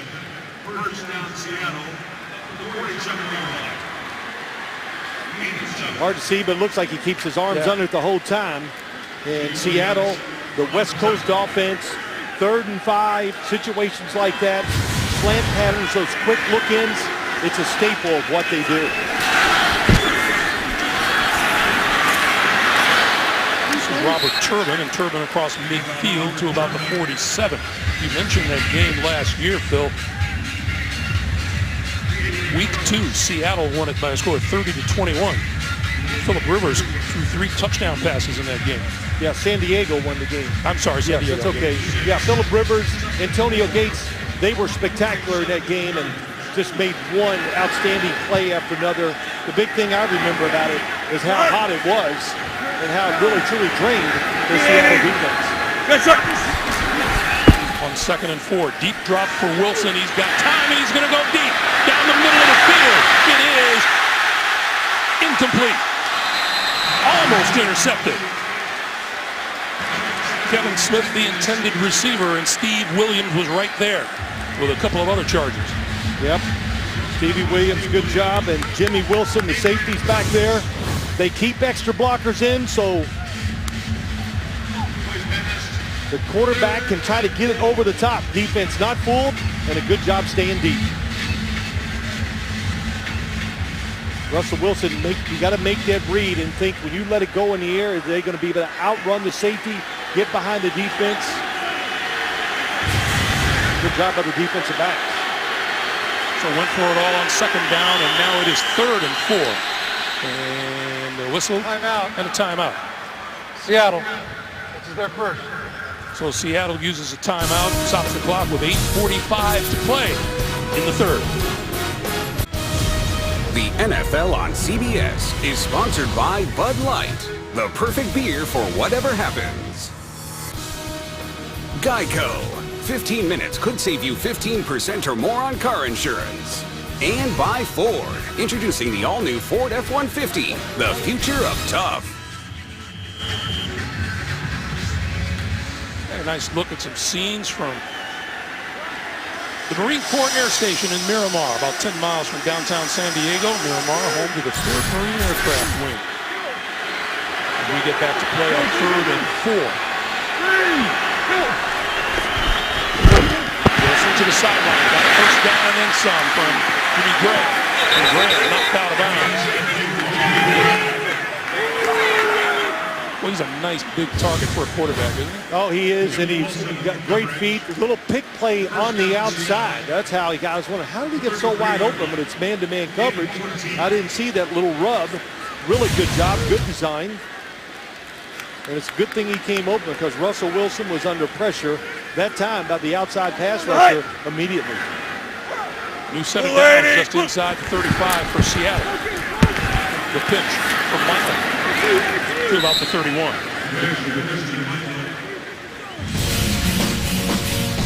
Jimmy Graham can't help but be a big addition, but you said, look at the average receptions, 85 over the last 4 years. It's not going to be good, you said, if he catches 85 balls this year. No, I can't imagine because that's not who the Seattle Seahawks are, but I'll say this. He's going to open up running lanes for Marshawn Lynch, passing lanes for somebody else, and defenses will have to play him differently because of him and Marshawn Lynch together. This is Christian Michael, and Michael 15, 10, 5, and out of bounds. They're going to mark him out at about the 2. Jimmy Wilson knocked him out before he could reach the goal line. Well, here's what happens. It's preseason. You got some backups in there. Some of the guys are tired. They lose discipline, don't know their assignments, and look at that. Everybody washed to the right side. And an excellent job by cutting back. Christian Michael showing that speed. 11th play of this drive from the 2-yard line, 1st and 10. The pitch for Turbin. and Turbin. Can't find running room. They're going to lose about 7 yards on the play. Yeah, that's Cordero Law. Boy, he's made some big plays this preseason, too. Every game, he finds a way to get in the backfield. 99 to the outside. Oh, he beats Jimmy Graham. And I tell you, everybody in that room last night talking to us, what were they making a point of? Hey, we don't want to hear it. He's a good blocker. He can block. And I'm not saying he can't. He made some good blocks last week against Kansas City. But he wasn't called on to do that in New Orleans. That's right. So he's going to have to learn leverage, learn angles, and of course he's going to get better as time goes on. On second and goal, in the end zone and complete overthrew Graham. It'll be third and goal. Steve Williams was on Jimmy Graham.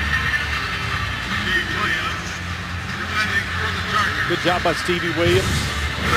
Ball was thrown over Jimmy Graham's head. And you say, oh, is that pass interference? If it is, it's by Jimmy Graham. Stevie Williams is standing there. Yes, I know, Mike. It's over my head. Right, I got you. The ball was overthrown, so no penalty, if there was one. Third and goal.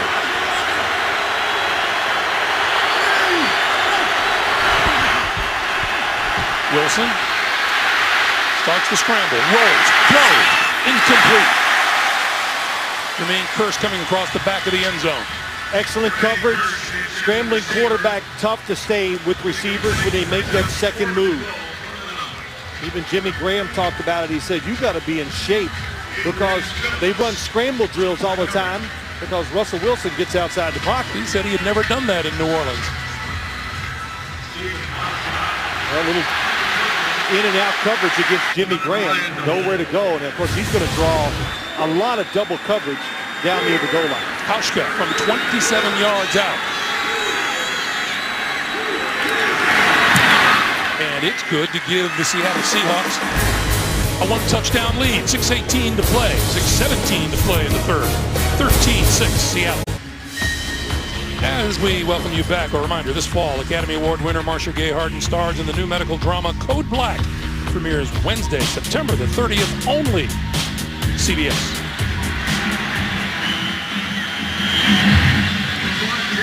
Javonte Herndon deep for the San Diego Chargers. And will fly through the end zone and qualify for the touchback. 6:19 to play in the third. This is the NFL on CBS, the home of Super Bowl 50.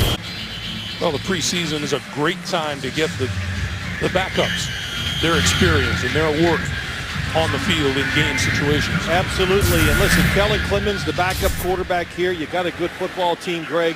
You got to have a veteran backup that you can trust to go in and take advantage of all these good players they have on the offensive side. And Kellen Clemens can do that. On the end around, this is Javonte Herndon with lots of running room. 40, midfield, finally bumped out of bounds.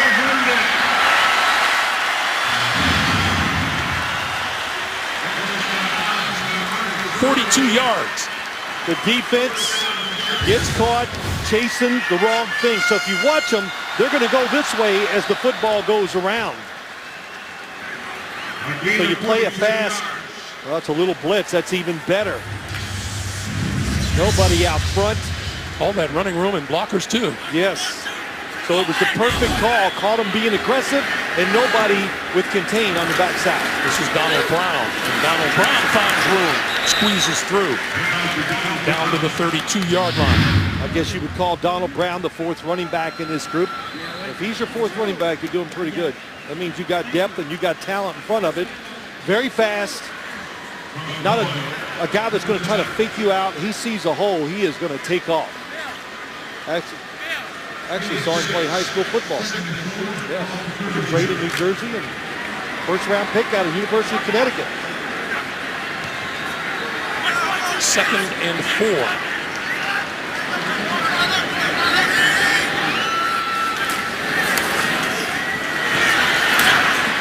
Spins down at the 32, maybe the 31-yard line. Well, seeing him in there begs the question, Phil, what was your overall reaction to Melvin Gordon tonight? It was better. I mean, what were we going on? He had so few carries. He didn't play last week, a few the first game against the Cowboys. But I thought as he stayed in there, he looked more comfortable.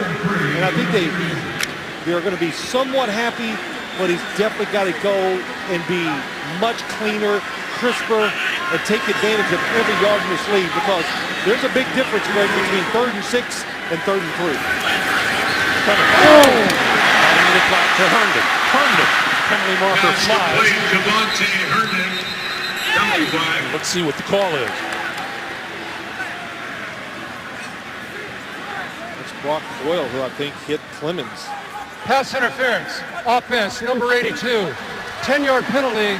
Repeat, 3rd down. Austin Pettis is the wide receiver who's called on this play.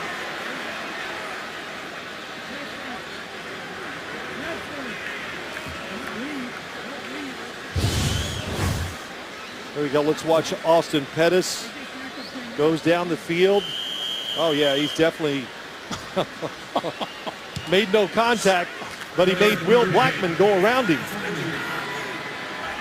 It's like basketball. When you hit a pick or you're trying to get a rebound, you remember that. You stick your rear end out. You mean you can be accused of offense without making contact? Mike Carey's agreeing with me. Yes, I thought he was going to make contact. You're right, he never touched it. Clemens, this side of the field, underthrown. He was under pressure in the backfield, intended for Pettis. Mike Carey, let's talk about that play. All right, pass interference by the offense. There has to be contact, and it has to be more than 1 yard downfield. It was your choice. Well, here's what happened. The flag was thrown from way in the back, so he can't tell if there's contact. Well, as soon as you had that contact, he stuck his rear out. The defender had to push down to get around him. That's going to be offensive pass interference. Oh, it is, yes. So he agrees, Greg. He disagreed with me about 30 seconds ago. That's right. This one is going to be down inside the 10-yard line by Tyrell Williams, the rookie from Western Oregon. 3:49 to play in the 3rd. And we have a penalty marker down.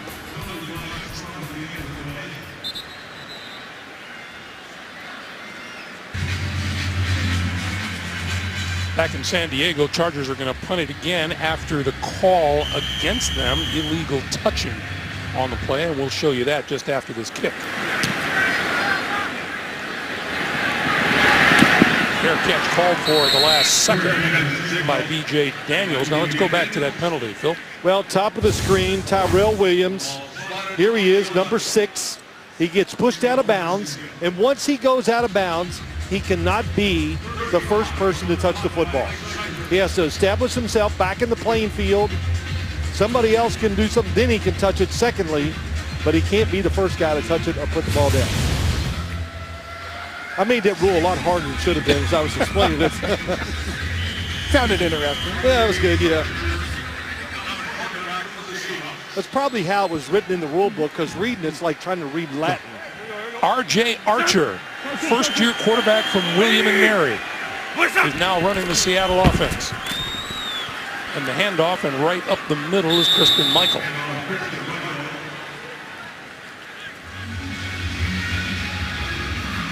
R.J. Archer getting some action. Tavares Jackson not available. Right, Tavares Jackson will be ready for week 1. So Pete Carroll feels pretty confident that he'll be back and ready to go as Russell Wilson's backup. But R.J. Archer, man, is he getting some experience playing this preseason. A lot of snaps, made a lot of good throws. Lady! What's up? Hand it off again. And that one's going nowhere for Michael. That's a rookie there. Down. That's Phylon from Arkansas, a rookie this year, number 93, and good job. Shows his athletic ability. Goes right over the top of the tackle who was trying to cut him to the ground. He's another rookie defensive lineman. 3 games now. He's made a big play in every one of the games. 3rd and 11. We'll see what young Mr. Archer has up his sleeve here. Go!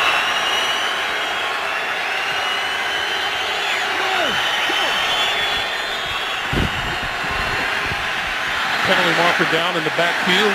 Archer giving directions and then dances out of bounds at about the 10-yard line. Penalty flag.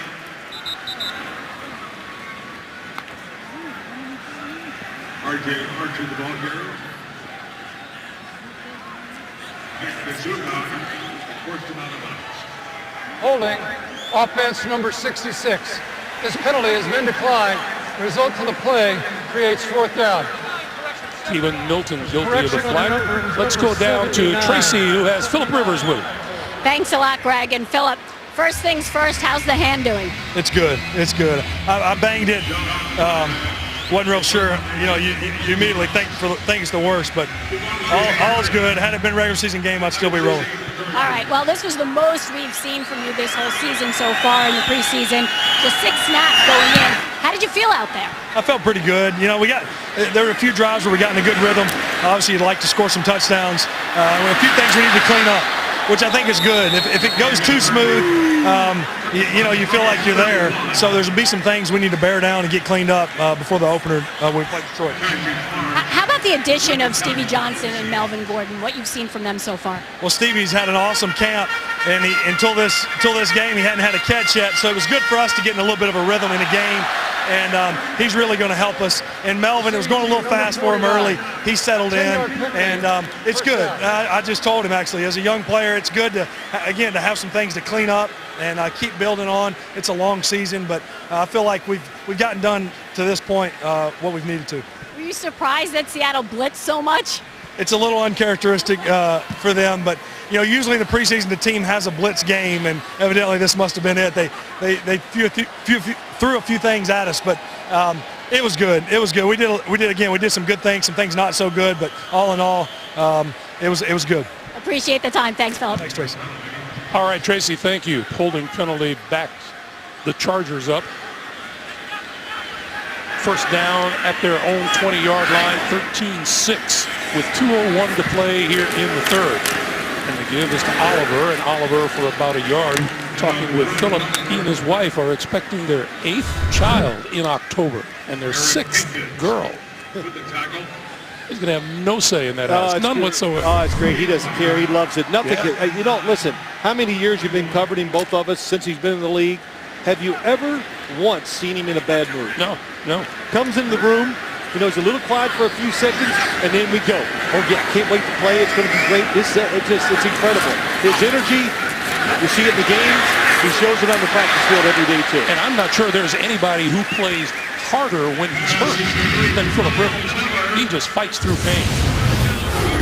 Meanwhile, both Philip Rivers and Russell Wilson, I said it over the weekend, they're walking ATM machines out there after their negotiations. Hey, look, that's just the way the NFL is right now. They both deserve this money.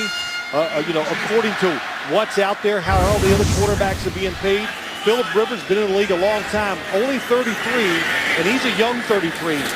Still quick-footed and still outward with the football. Oliver dragged down by Julius Wormsley. Now, when I say quick-footed, I mean in the pocket. Somebody, what are you talking about? It's all relative. He's done a 1,000-yard rusher. You know what I'm saying, Greg? Not like you. That's right. Thank you. 1,549 yards. Is that what I got? Well, you said 1,200 earlier. 1,249. I'm sorry. I don't believe it. More than that. Are you counting practice? 2nd and 11.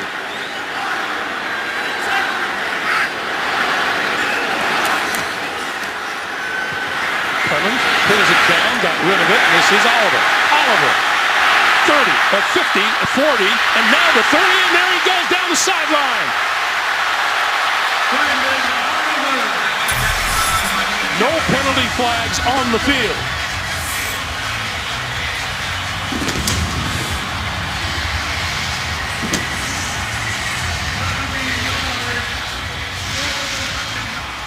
...70 yards on the play. Well, let's do this, Greg. Let's look. Oh, they're going to go for 2.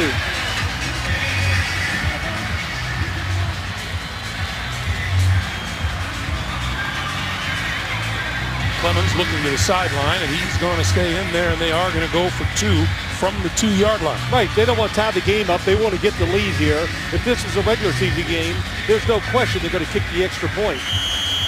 I know everybody's thinking, well, this is why the change of the extra point so exciting. Oh, they're going to go for 2 all the time. What coach is going to go for 2 unless he has to?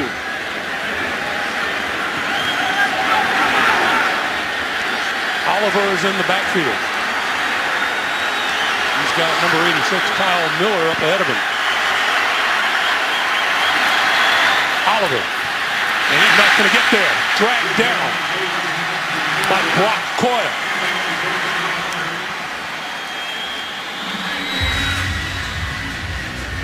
And so the score remains with 2 seconds to play in the third. 13-12, Seattle.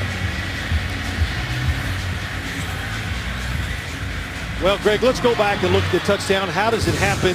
Good protection. Watch Brandon Oliver in the backfield. Watch the defense all go to one side of the field. Nobody keeps contained. Look at this side. On a telestrator broke. There we go. Nobody up top but him. The big thing that makes it happen is how long the offensive line gave Kellen Clemens to make that second decision.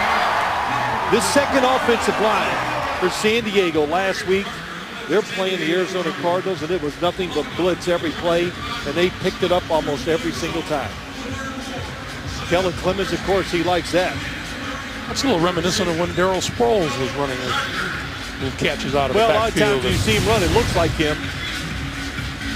But that's a really good job by everybody involved. Kellen Clemens did a good job stepping up. Darren Sproles found the right spot. But again, that second offensive line has performed very well this preseason for the San Diego Chargers. So the Chargers within one with 2 seconds to play here in the third.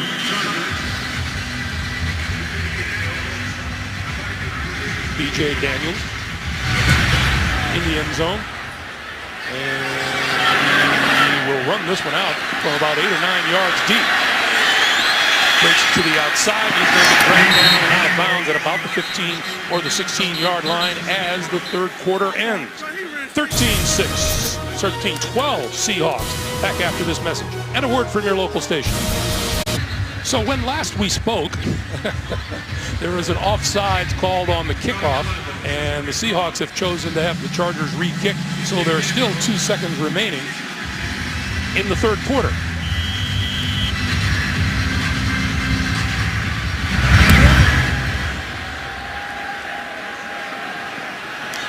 And from inside the 4.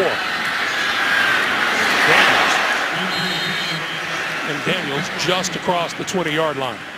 That is the end. Third quarter. So that is the official end of the third quarter as we get set for the fourth. Conversation about this change in point afters and whether or not it should go. It should be a 2-point attempt, or if you like, backing the extra point up to the 15-yard line.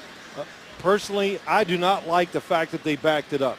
Why do we want to put the game in the hands of the extra point? Does that make it more exciting? I don't get that. You know, is it going to make coaches go for 2 points more? Is that the reason? The coach has got enough to worry about. They're trying to pick up blitzes, all these other things that you've got to try to cover during the week. If you're going to put so much emphasis on, then they're going to spend all that time on 2-point conversions too. So, you know the numbers. I'll just say, yes, go ahead. You know the numbers. Last season, the entire National Football League hit 99.3% of their point afters. Field goals between 31 and 35 yards, the percentage of good kicks, 94.5%. Well, there we go. You know, listen, I always say let's give more emphasis on the kicker. Okay? You got where I'm coming from? I mean, that's what it is. Let's just put more on the kicker. That's what it's about. That's what people want to see. So I've heard a few people say exactly what I'm saying here today. I know a lot of people think it's going to bring more excitement into the game. I don't want to see a big game won or lost because of the extra point is moved back. I just don't. I want to see it done by the players on the field. Well, we talked to both coaches, and the coaches really don't have, they don't look like they've been fazed at all by it. They're not going to change what they do. That's right. The coaches are not going to pass up that kick unless it's a driving rainstorm and everything else. Everybody, oh, late in the season, little wind. They're still going to kick the extra point. They need not, you know, they're like you said, the field goals from 31 to 35. They did that in some bad weather too, Greg. Sure. So, oh well. Look, the only reason we're really getting into this is because everybody's in agreement with that except our producer, Bob Monsbach, who just thinks it's a wonderful idea. He thinks it's just great. I said, I wasn't going to bring his name up, but thank you, Greg. That's all right. Gosh, first time I've heard him go silent, too. Our producer tonight, Well, he's Monsbach, our director, Mike Arnold. Yeah, they're doing a great job. A lot of fun to work with everybody this week. Greg, I haven't seen you work with you for 12 years. So this is nice. And what do you want to say? I know what you want to say. Wow, Phil, you've aged a lot in 12 years. You're getting some sun. I'm glad to see that. Oh, yeah. That's Thomas Rawls, a rookie free agent out of Central Michigan. Meanwhile, around the National Football League, boy, that Robert Griffin III situation in Washington just continues to just spiral. Yes. Spiral. Kirk Cousins is going to start week 1. Meanwhile, Randall Cobb left the game in the first quarter with a shoulder injury, and Julio Jones signing a big extension in Atlanta. And Randall Cobb, of course, that's a big deal because they lost Jordy Nelson for the year. 2nd and 5.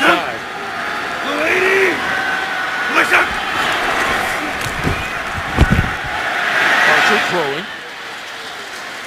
And that's incomplete, intended for Rawls out of the backfield. You know, Robert Griffin III, I just want to make a comment about him and the concussion. Of course, I feel very badly for him. It was a rough game. People actually think that they kept him in there trying to get him hurt. Now, I'm going to tell you, you know how stupid that is? Just to think that. No coach would do that against anybody at any time, no matter. They kept him in the game because, hey, you never know what's going to go on in these NFL games, and you got to learn to play under many different situations and circumstances.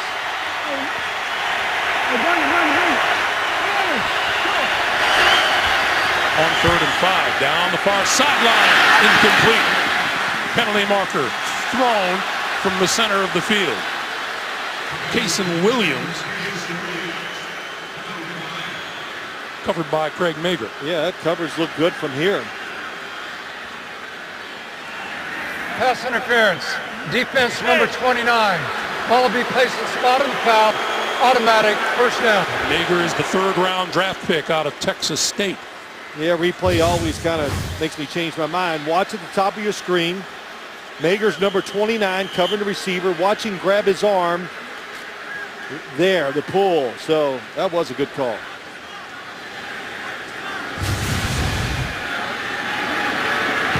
So first down now at the 40 line of the Chargers.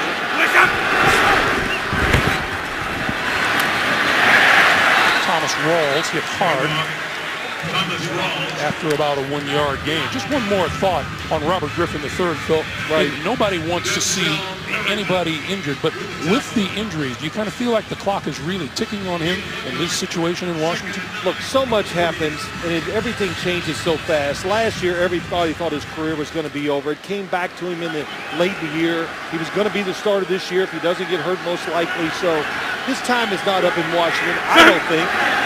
Just hang in there, keep working, work hard enough, and make the coaches play. Archer on the move, throwing this side of the field. It's caught by Cooper Helfman. And it's incomplete. He's out of bounds. I saw another rookie in there. Really a terrific throw by Archer. Such a relaxed guy. Just 1 foot gets down. But Denzel Perryman, number 52, seen him make a few plays on the defensive side. Another fast player is going to be an inside linebacker, and they think he's going to be a very good blitzer from that spot. You just can't always come from the outside. You got to have some pressure inside with these linebackers also. He's the 2nd round pick out of Miami. There's a screen for Rawls. And Rawls about the 41-yard line. In fact, there are a couple of linebackers. We've talked about them both earlier, Kyle Emanuel and Denzel Perryman. Yep, I think they're both going to be big parts of this defense. 19.5 sacks in his senior year at North Dakota State. The other guy, I've been waiting to see if he comes in the game tonight, number 48, Nick DeZubner. He's made some really good special teams plays. He stuck out those first couple of preseason games, but you can't keep everybody, Greg, so it's going to be interesting to see what they do with these cutdowns. 4th and 2, and they're going to use a timeout. Timeout, Seattle. This is a 30-second timeout. So 12:34 to play here in the 4th quarter. And they're going to take a look and figure out what they're going to do here on 4th and 2. Well, while we're waiting on this play and what they're going to do, we talked about Robert Griffin III, Johnny Manziel, and the fact that his arm has put him out the last 2 preseason games. Watch these throws. Look how he opens up, shoulders turn, and all the stress he puts on his shoulder and his elbow. Here he is, arm is long, already got his weight on his front foot. He doesn't put himself in position where he can use his legs. And he never gets, like what I want to say, Greg, is leverage. You know, you need leverage to really throw the football with your body. And he does. He's an all-arm thrower. So it's mechanics. His problem is mechanics. And I saw it in college. He wore a rubber sleeve on his right elbow his second year as a starter. There's a reason why you put that on there. It's not for, I don't want to look cool. It's because your elbow hurts.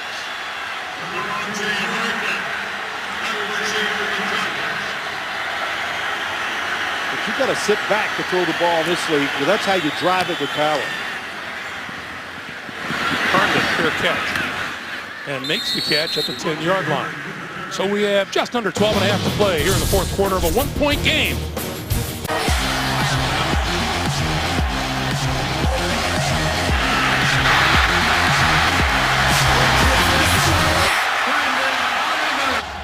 You know, those paratroopers who came in here at the start of the game reminds me, Rex Ryan was doing a little of that, jumping out of planes up in Buffalo.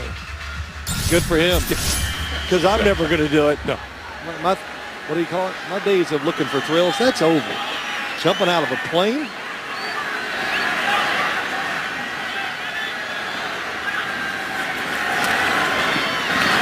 On 1st down, the pass over the middle, Brad Sorensen.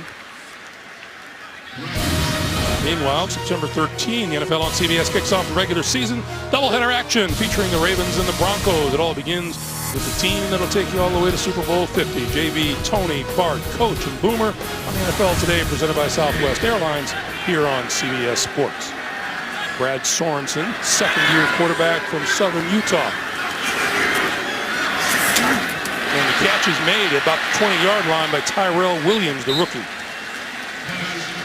Well, they like Tyrell Williams. A lot of good young receivers here. If they don't make the team, they'll make the practice squad here or somewhere else. And Brad Sorensen had a good, solid preseason. That was a good demonstration right there. Short pass, but he flew it out there. So he gave the receiver a chance to catch it and get away from the defender, even though it was short.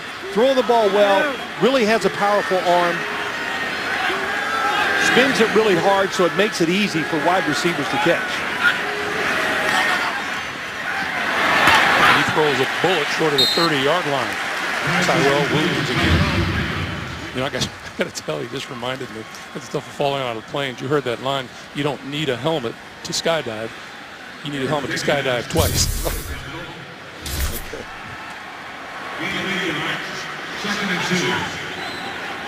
You know, you'll think about that on the way home, and you will laugh. Yeah, I know. You know, I got to tell you the truth. I have no idea. You have to explain it to me in a commercial. It's another completion over the middle across the 30 to about the 32, 33-yard line, but enough for a first down for Sorensen. David Paulson with the catch. You know, I always watch these games. I watch all the preseason games, or try to watch most of them at home, and I know this is such an important time for so many players. It really is. And I don't ever take it lightly, because their families are watching. It's important, and if they play well enough here, you're just trying to find a way to make a couple plays this time. Stay on the team. That's another completion for Sorensen. Sorensen throwing the ball well and taking what they give him. And once again, Tyrell Williams with the reception. You know, you look at this San Diego team, a lot of tight ends. The wide receiving core looks really solid. The running backs, they got 2 solid offensive lines right now. So you can't keep all these guys.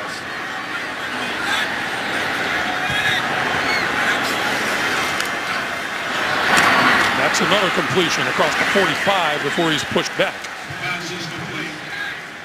And that'll be enough for a first down. This is your focus at the beginning of the day. Yeah, the offensive line, I'd say it was a good night. Knowing who you were going to get, speed on defense, it showed. The edge rushers had a decent night, not great. You know, it's hard to just go all out and get great pressure against a running team and a mobile quarterback like Russell Wilson. Brad Sorensen is 6 out of 6 for 36 yards. And this time he will give it away.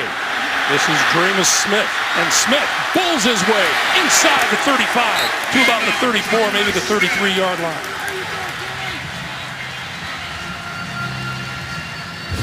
Really good job by Smith. No hesitation by him. Immediately he saw that hole to the outside and took off. Pushing guys out of the way. Man. Good job of caving it in by this second group of offensive linemen. Juwan Edwards is now into the backfield. Another rookie free agent running back. Sorensen. And this one off the fingertips and it falls incomplete. Let's go down to Tracy Wilson. Tracy. Thanks a lot. I'm here with Russell Wilson. And Russell, you told us practice this week was like a playoff atmosphere. How do you think it translated to the game tonight? Well, I think we could have done better. I definitely could have done a better job tonight. And you just keep moving on. You just play one game at a time, one play at a time. We had some nice drives there. We didn't capitalize at the end right there, which is disappointing, but we will. A bunch of additions to this team. Jimmy Graham, what does he bring? Well, he's relentless out there. He looks really good. He had a great job tonight. He can do it all, and we have so many different guys that can make so many plays for us. To add him to our team is really exciting.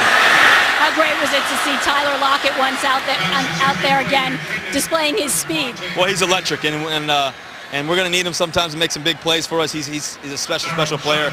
He's great on offense too. He works extremely hard at it, and that's the testament to his work ethic and the rest of the guys on the team too. Appreciate it. Thanks so much. Yep, go Hawks. I know one thing. Seattle's got to be happy about Thurl Simon, the way he's played. I know it's not against the starters, but you're always looking. He was hurt. He's back. It just gives him more depth and solidifies the cornerback position for him even more. Sorensen now looking at a 3rd and 10, and on the blitz, he escapes one. He throws over the middle, incomplete. Austin Pettis, his intended receiver. Well, Simon might be going against Kerry Williams. A little different playing here than it was for him last year in Philadelphia, where it was all about get up on the receiver and be aggressive. They play a different style. He's got to adjust. It was not a great night for him, but, it's a good learning experience. And a lot of teaching going on, bringing a corner into this team. Because like I said earlier, Greg, you play opposite of Richard Sherman, you're going to see a lot of footballs your way. Nick Novak from 52 yards out, and it's good.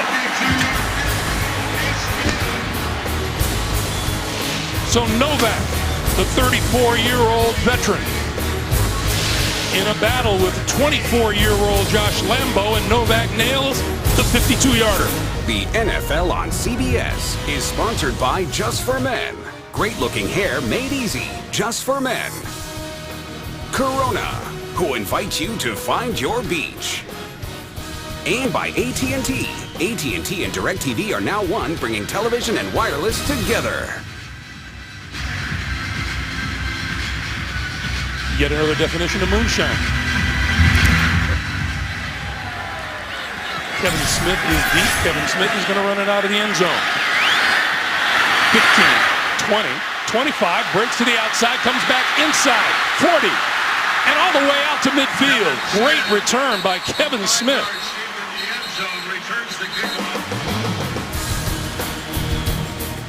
8:02 to play in the 4th quarter. Kevin Smith, first-year player out of the University of Washington, trying to make the team. 8:03 to play in the 4th quarter, 15-13. San Diego with the lead on the 52-yard field goal by Novak.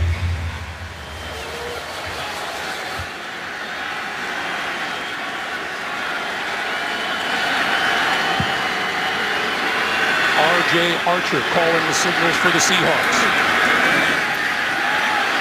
And slides down at about the 48, 49-yard line.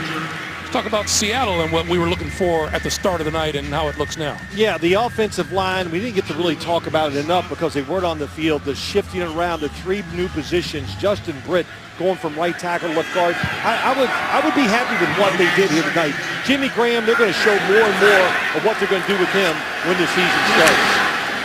This is Rawls, and he gets across midfield and just barely into San Diego territory. I mean, look, they're not going to show you everything. They don't have to do a lot anyway with Jimmy Graham. They can line him up. And like we've talked about, Marshawn Lynch is back there. Well, go ahead and double team Jimmy Graham, and good luck tackling Marshawn Lynch. But the offensive line, they moved it around Greg White because they just want better athletes. I think that's what they did. Gary Gillian at right tackle, really good pass blocker. Just going to take a little time for it to really gel. 3rd and 8.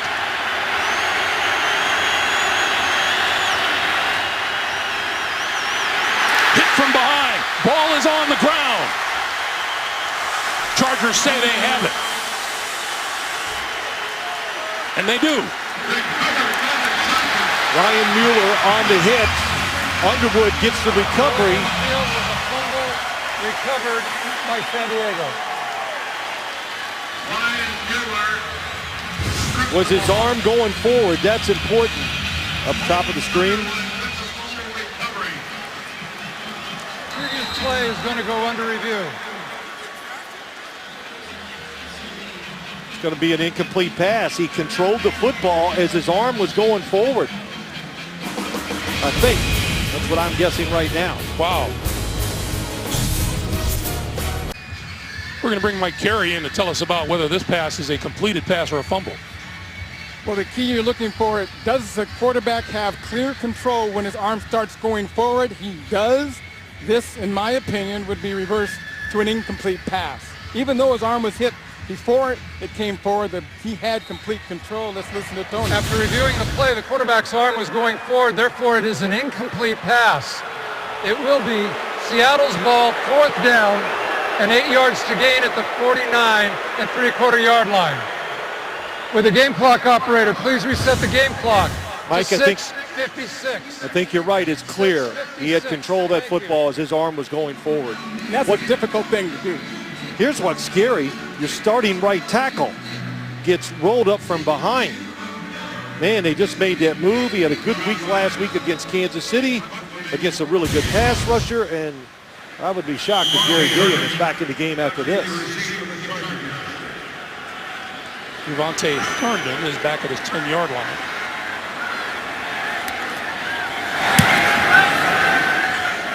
And makes the ball a fair catch and has to jump a little bit to make the grab at the 11-yard line. While we have a moment, a reminder once again, tomorrow it's the PGA Tour on CBS and the FedEx Cup playoffs. Join us for the Barclays live at 2 Eastern time. There is the leaderboard, Day and Bay. At the top of the leaderboard, Bubba Watson, Zach Johnson, Ryan Palmer, and Henrik Stenson. All in contention, 2 o'clock Eastern time here on CBS. Yeah, that tournament's not far from my house. Plainfield Country Club in New Jersey, down the Garden State Parkway. You remember? Am I a member? No. Me neither.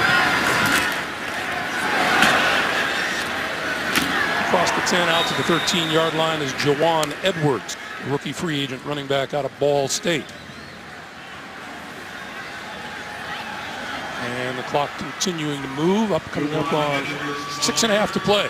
Well, Sorensen's been in some tough situations this preseason already. Last week, comes in, needs to take the team down the field and under a blitzing defense and gets it done. And what he'd like to do, of course, here is you change field position and get rid of some of the clock.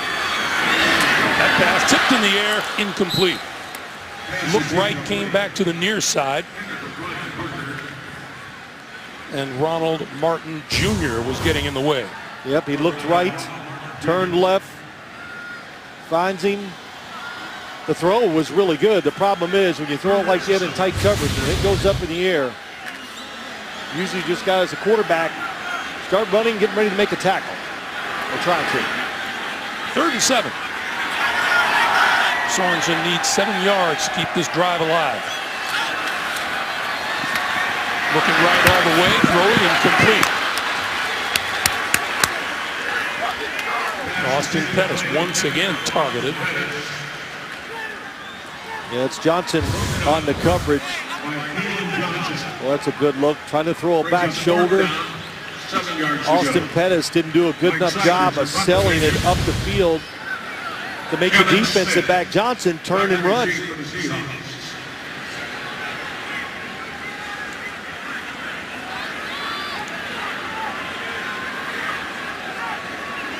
So Kevin Smith is deep.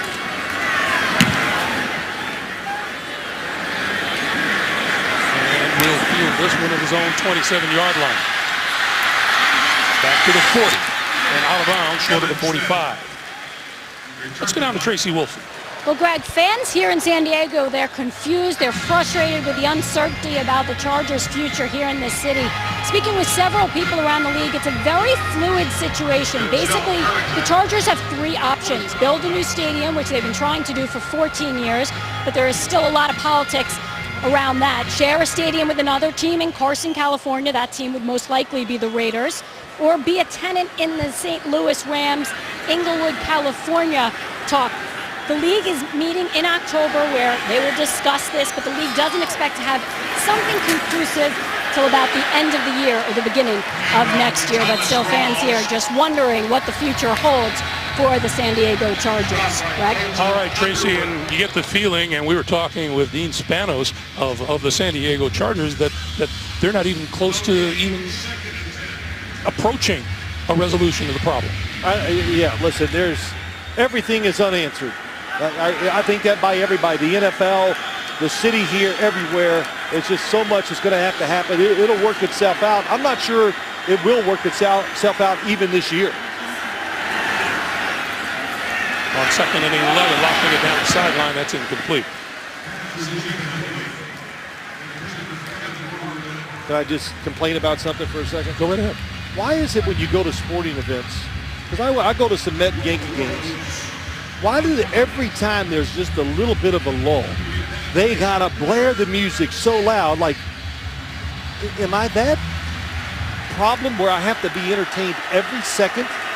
You can't even talk. You and I can't even talk up here because the music. Since the break, turn that music on loud so nobody in the stands can talk to each other. All right, I feel better. Atta baby. This is Rawls. Rawls up the middle, midfield, close to the 45-yard line. And that's enough for a first down. He's up there on the tackle that time, a little too far down the field. Of course, what you want to do here in the situation, they're just looking to get into field goal territory. Locking it down the sideline, incomplete. Kevin Smith, the intended receiver. And defended by Lowell Rose. It'll be 2nd and 10, 4:43 on the clock. Yeah, I don't know what's going to happen to R.J. Archer, the quarterback out here. He's played a lot this preseason. Can he make this team? Can they somehow find a way to keep him maybe on the practice squad or whatever? But when you watch him throw, not a really overhand delivery, but everything I talked about, we were talking about Johnny Manziel. Watch how he sits back on his back foot. It just makes it look so easy. That pass to the far side, complete to Deshaun Fox. Like that. Just the rhythm, the roll off the back foot to create a little momentum, to use his body to throw the football. And so with this throwing situation, where have Johnny Manziel's coaches been all this time, all his life? It takes an ex-quarterback most likely to teach him these things. So if you're asking me, I've always thought so. He needs to change his throwing motion for many reasons, for that sore elbow, but to gain more power throwing the football. This is a big down right here for the Seahawks, and that ball is going to come to rest at about the 39-yard line. Yeah, he's going to kick the field goal. Yep. I was going to say I might try to go for it on 4th down, but it's a beautiful night. It's warm. We've seen the field goal kicking, just like when we watched, Nick Novak just kick a minute ago. That would have been good from 64 yards, 65 yards, so no wind at all. This is going to be a 58-yard attempt.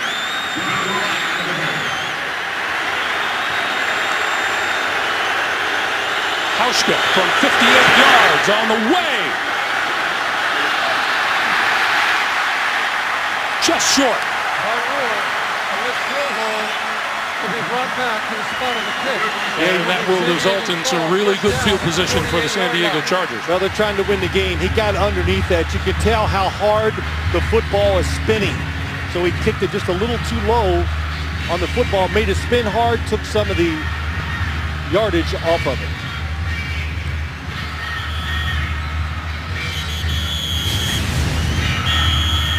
So now San Diego with the ball at their own 48-yard line and 3:46 to play. And a chance to run out the clock with the Seahawks have just one timeout remaining. Yeah, that's right. Run it. Field positions turned around, punt it, make it very difficult. No matter if you get a first down for Seattle to drive it down the field. Juwan Edwards in the backfield.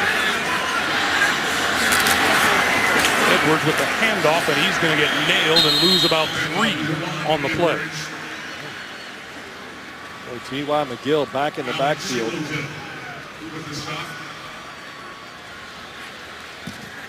Loss of 3. Second and 13. So it's 2nd and 13 now.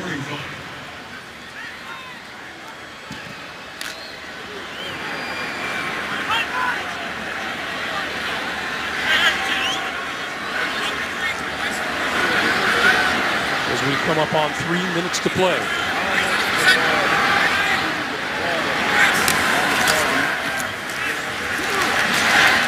On the ground again with Edwards. Well, it's been a couple of really huge plays tonight, one on each side, and this is Tyler Lockett, and this is as good a play as maybe you might see anytime during the regular season. And then Brandon Oliver on the receiving end. A little stiff arm, breaks him free down the sidelines.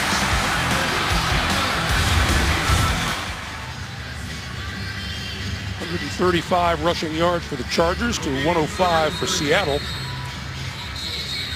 And the Chargers, you look at the numbers, and the numbers don't always tell the story, but they would say more than just a 2-point San Diego lead. Yeah, they would. Well, special teams. That's we've seen that already, how that evens things out. As I watch those replays, Tyler Lockett, I think they're going to find a way to put him in the offense a little more, don't you think? Yeah. Pete Carroll said it, but since he's a rookie, they're doing it slowly. But with the burst he has, the way he can catch the football, and the way he runs in the open field, you got to give him as many chances as possible. Here's Seattle with a chance to get the ball back. 3rd and 13. Sorensen running out of time, and he goes down at the 41.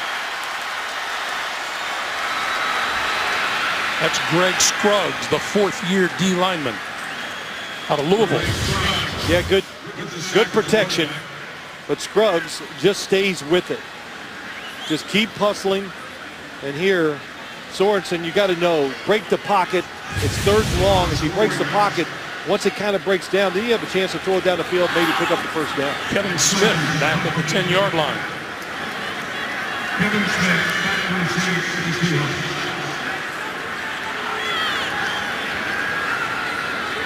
now would be a good time for Southern West pitcher tonight. At the 6. Loses 1 tackler. And down at the 14-yard line. Good special teams play by Denzel Perryman. Denzel Perryman with the tackle. 52. You know, we were looking at the schedule for these Seattle Seahawks coming up, some really interesting games first part of this season. Well, of course. You know, Greg, every schedule you put up, you go, wow, that's pretty tough. I mean, this is the NFL, and every game, but they, at St. Louis, at Green Bay, 2 games in a row on the road to start the season. That's always tough, no matter how good you are. But they play a style that travels pretty well. And you can run the ball, and you play defense. You can keep it close, and they got so many playmakers. One of them can step up and be the difference in a close game, of course. 2:01 to play. This will be the last play before the 2-minute warning. Archer throwing across sideline, complete to Daniels and out of bounds. And that'll take it to the 2-minute warning with 1:54 on the clock. 15-13. Chargers looking to go 3-0 in the preseason. Stephen Hauschka hoping he'll get a chance, another chance to win this game. He was out in the middle of the field during that timeout. Visualizing, that's what they say. It's like golf, Greg. Oh, you don't play, that's right. No, but you see the shot, you hit the shot. Not always. No, I've seen a lot of guys see the shot, and they don't even come close. That's true. Okay, you got me. Stephen Hauschka just barely missed a 58-yard attempt a few minutes ago. Yeah, so he's got to be very confident that the distance is not going to be a problem because that 58-yarder, he didn't even hit it as solid as he wanted to. So. Second and 1. Seattle, remember, out of timeouts.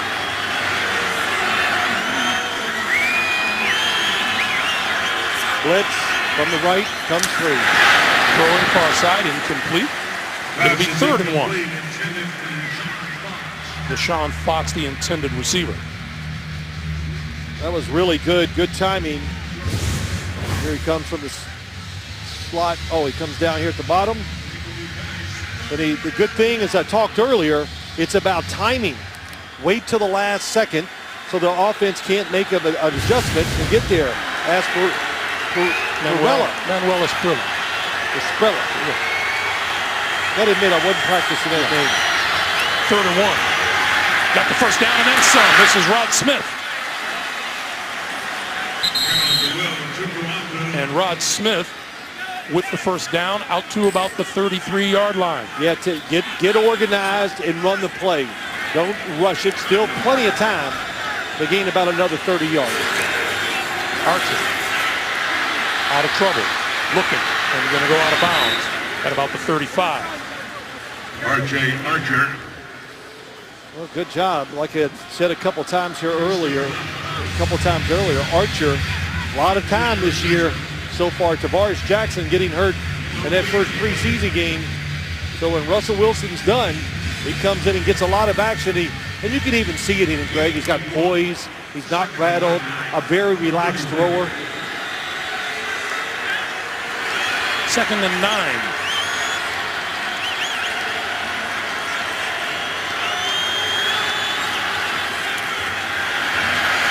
Archer moving up in the pocket, throwing it away. Oh boy. Not a receiver over there. Nope. He's out of the pocket. That's right. Definitely outside the pocket. There it is, right at the goal post. Oh, he's way outside. So good job by the first-year quarterback.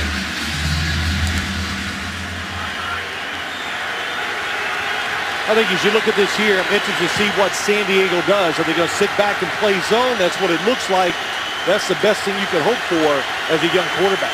They need the 43-yard line for the first down on the slant. Daniels, and Daniels comes up short by about a yard.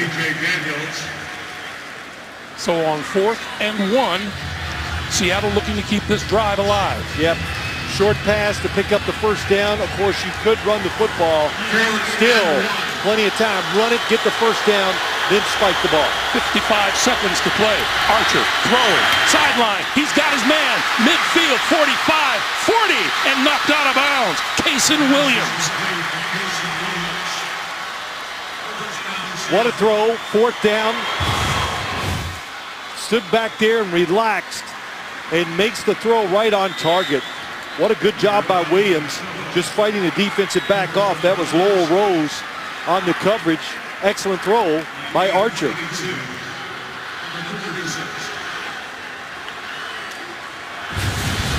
So now Stephen Hauschka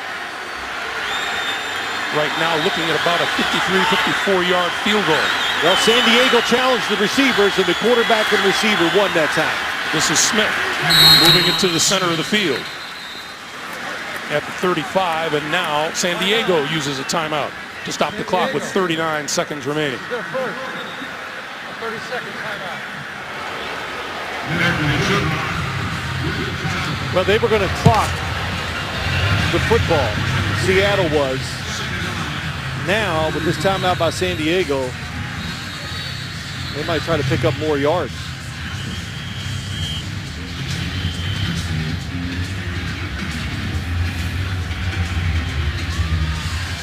You like the timeout call by Mike McCoy? Yeah, he's going to give his team a chance. If they do kick the field goal to go on top here, he's going to give his team a chance to get a few seconds or a couple plays to go down and maybe kick the field goal to win the game themselves. So if you're the San Diego Chargers, well, they're going to play pressure defense. And as much as Archer's played in his preseason, I think he's ready for it, knows it's coming, and here it is. It's a blitz, for sure. On 2nd and 9. Short pass and looking to get out of bounds, and they're going to wind the clock. Anthony McCoy. Half a minute. Timeout. San Diego. And San Diego stops the clock with 26 seconds to play. Yeah, I think they're upset on the San Diego sideline because it took them too long to stop the clock. Should be a few extra seconds on there.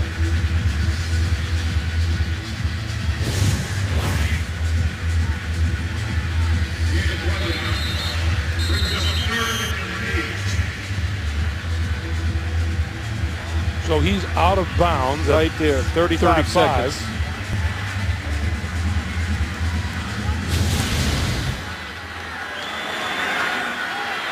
But the timeout wasn't called until 28.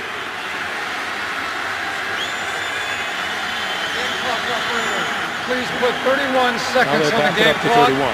Okay. 31. Thank you. So another big down for R.J. Archer, 3rd and 8.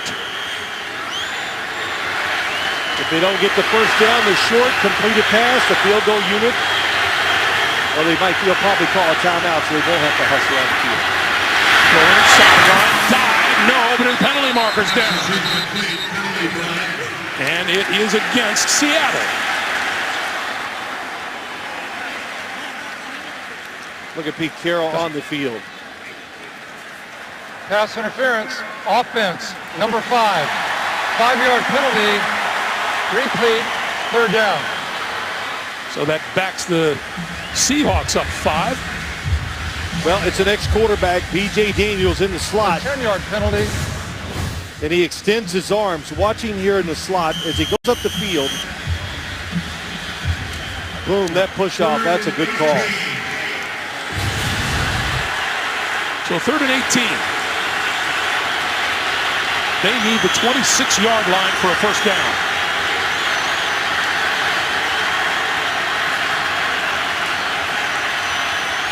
Sideline. Rod Smith makes the catch and goes out of bounds and stops the clock with 22 seconds.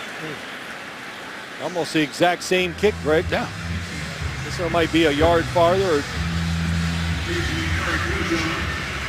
Stephen Hauschka just a few minutes ago from 58 yards, and this came down just short of the crossbar.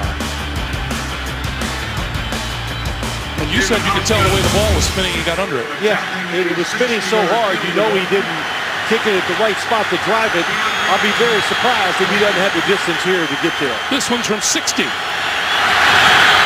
On its way. And he got it.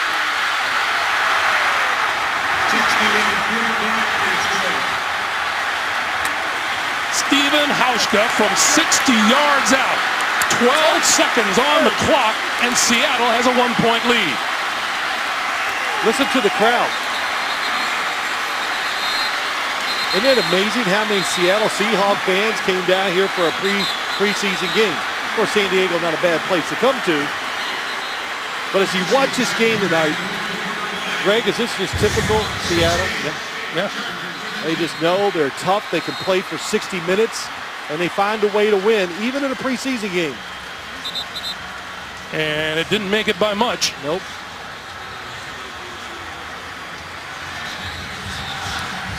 But it was enough. That's ultimate redemption, isn't it? Yeah. Just missed from 58. Just a few minutes of experience, and he knew how to kick it a little differently. Actually, a couple yards farther back, and he hit it perfectly to make it. 16-15. Seattle. Seattle is winless so far in this preseason. They're 0-2. So this would be number 1. And Stephen Hauschka looking at the sideline. How do you want me to kick this one? That's right. If you're positive you can kick it out the back of the end zone, you let it go. But the greatest chance to win this game is a good return. Won't get to Javonte Herndon. It's picked off by number 71, Damian Square.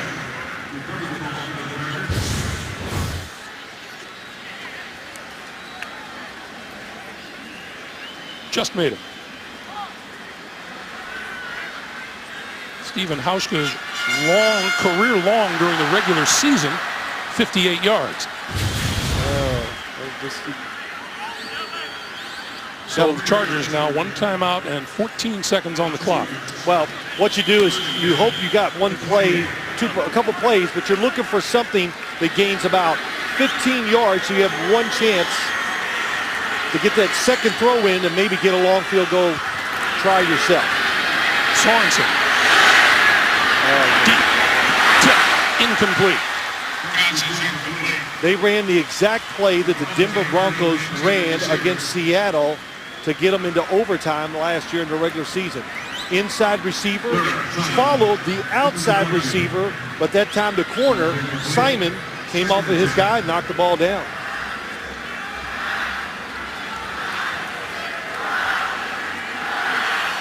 Well, looks like Lambeau's the guy that's going to kick it. If they do get there and get a chance, he's got his helmet on, ready to go.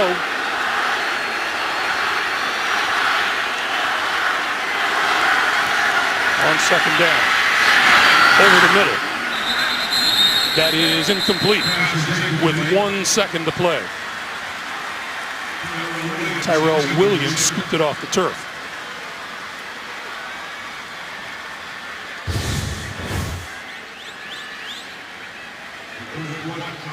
Sorensen's pass, and that bounced into his arms. Looked like it. And now, just about every Seattle Seahawk is going to drop about 40 yards off the line of scrimmage. Yeah, your only hope is for pass interference to get one more play. And in situations like this, I don't know if I've ever seen it called. And I'm going to ask Mike Carey, who's standing next to me. Mike, has it ever been called in a situation like this? If pass interference is there, it will be called. And it does happen. Maybe not in the preseason. Previous play is going under review. Yeah, it was incomplete. We saw that. It was a good replay. Okay, Mike, you can tell me what you really want to say when the game's over. I'm giving you the real thing right now. I thought it bounced. Yeah, this right this here. one does Yeah, bounce. no, I'm talking about the pass interference on a long pass. You know why? Pretty positive he didn't catch it, because the receiver got up and didn't. He didn't complain.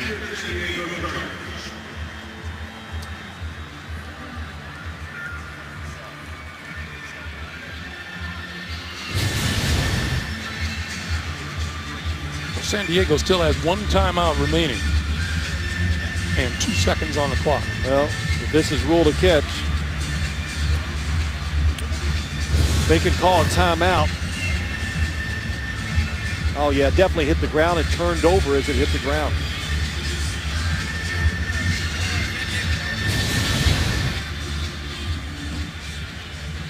After reviewing the play, the ruling on the field will stand as an incomplete pass. So Greg, going back to what I said, your only hope is pass interference. Don't even take a chance. If it's close, let them catch it and take them down to the ground. Because Mike is telling us, Mike Carey is saying if there is pass interference, they will call it in a situation like this. And just watch. And they're going to take a timeout. Timeout, San Diego. 30-second timeout. This is the third and final of regulation. So everybody's out of timeouts. Well, you know, the game was exciting tonight. A lot of good things for both teams, but as we sit here, we're still trying to figure out that joke you told us about the helmet. So when the game is over, because nobody got it but you. No. So, but don't. Oh, you've got, yeah, some people in the booth say they did get it, but we won't go over it. We don't want to hear it again, but just thought I'd bring it up. I have told you before, I cannot tell you jokes on Saturday night because you break out laughing in church on Sunday morning. Oh. Are you saying I'm not really quick? I didn't say that. No, you just got to remember what? I'm a 1,000-yard rusher. Okay? That's right. Okay. That's right. Here's Sorensen. Just a two-man rush, and he's caught from behind, lost the football, picked it up. Still looking downfield and throws over the middle. That's intercepted. And this game is over.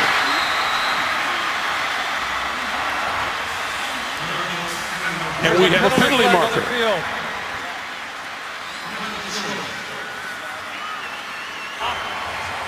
Number 79, an eligible receiver downfield prior to the pass. His penalty is declined. The game is over. And with that, this preseason game comes to an end. And Stephen Hauschka will get one of the better seats on the plane on the way home for the Seattle Seahawks. Our final score, 16-15 Seattle. Coming up next, for most of you, your late local news.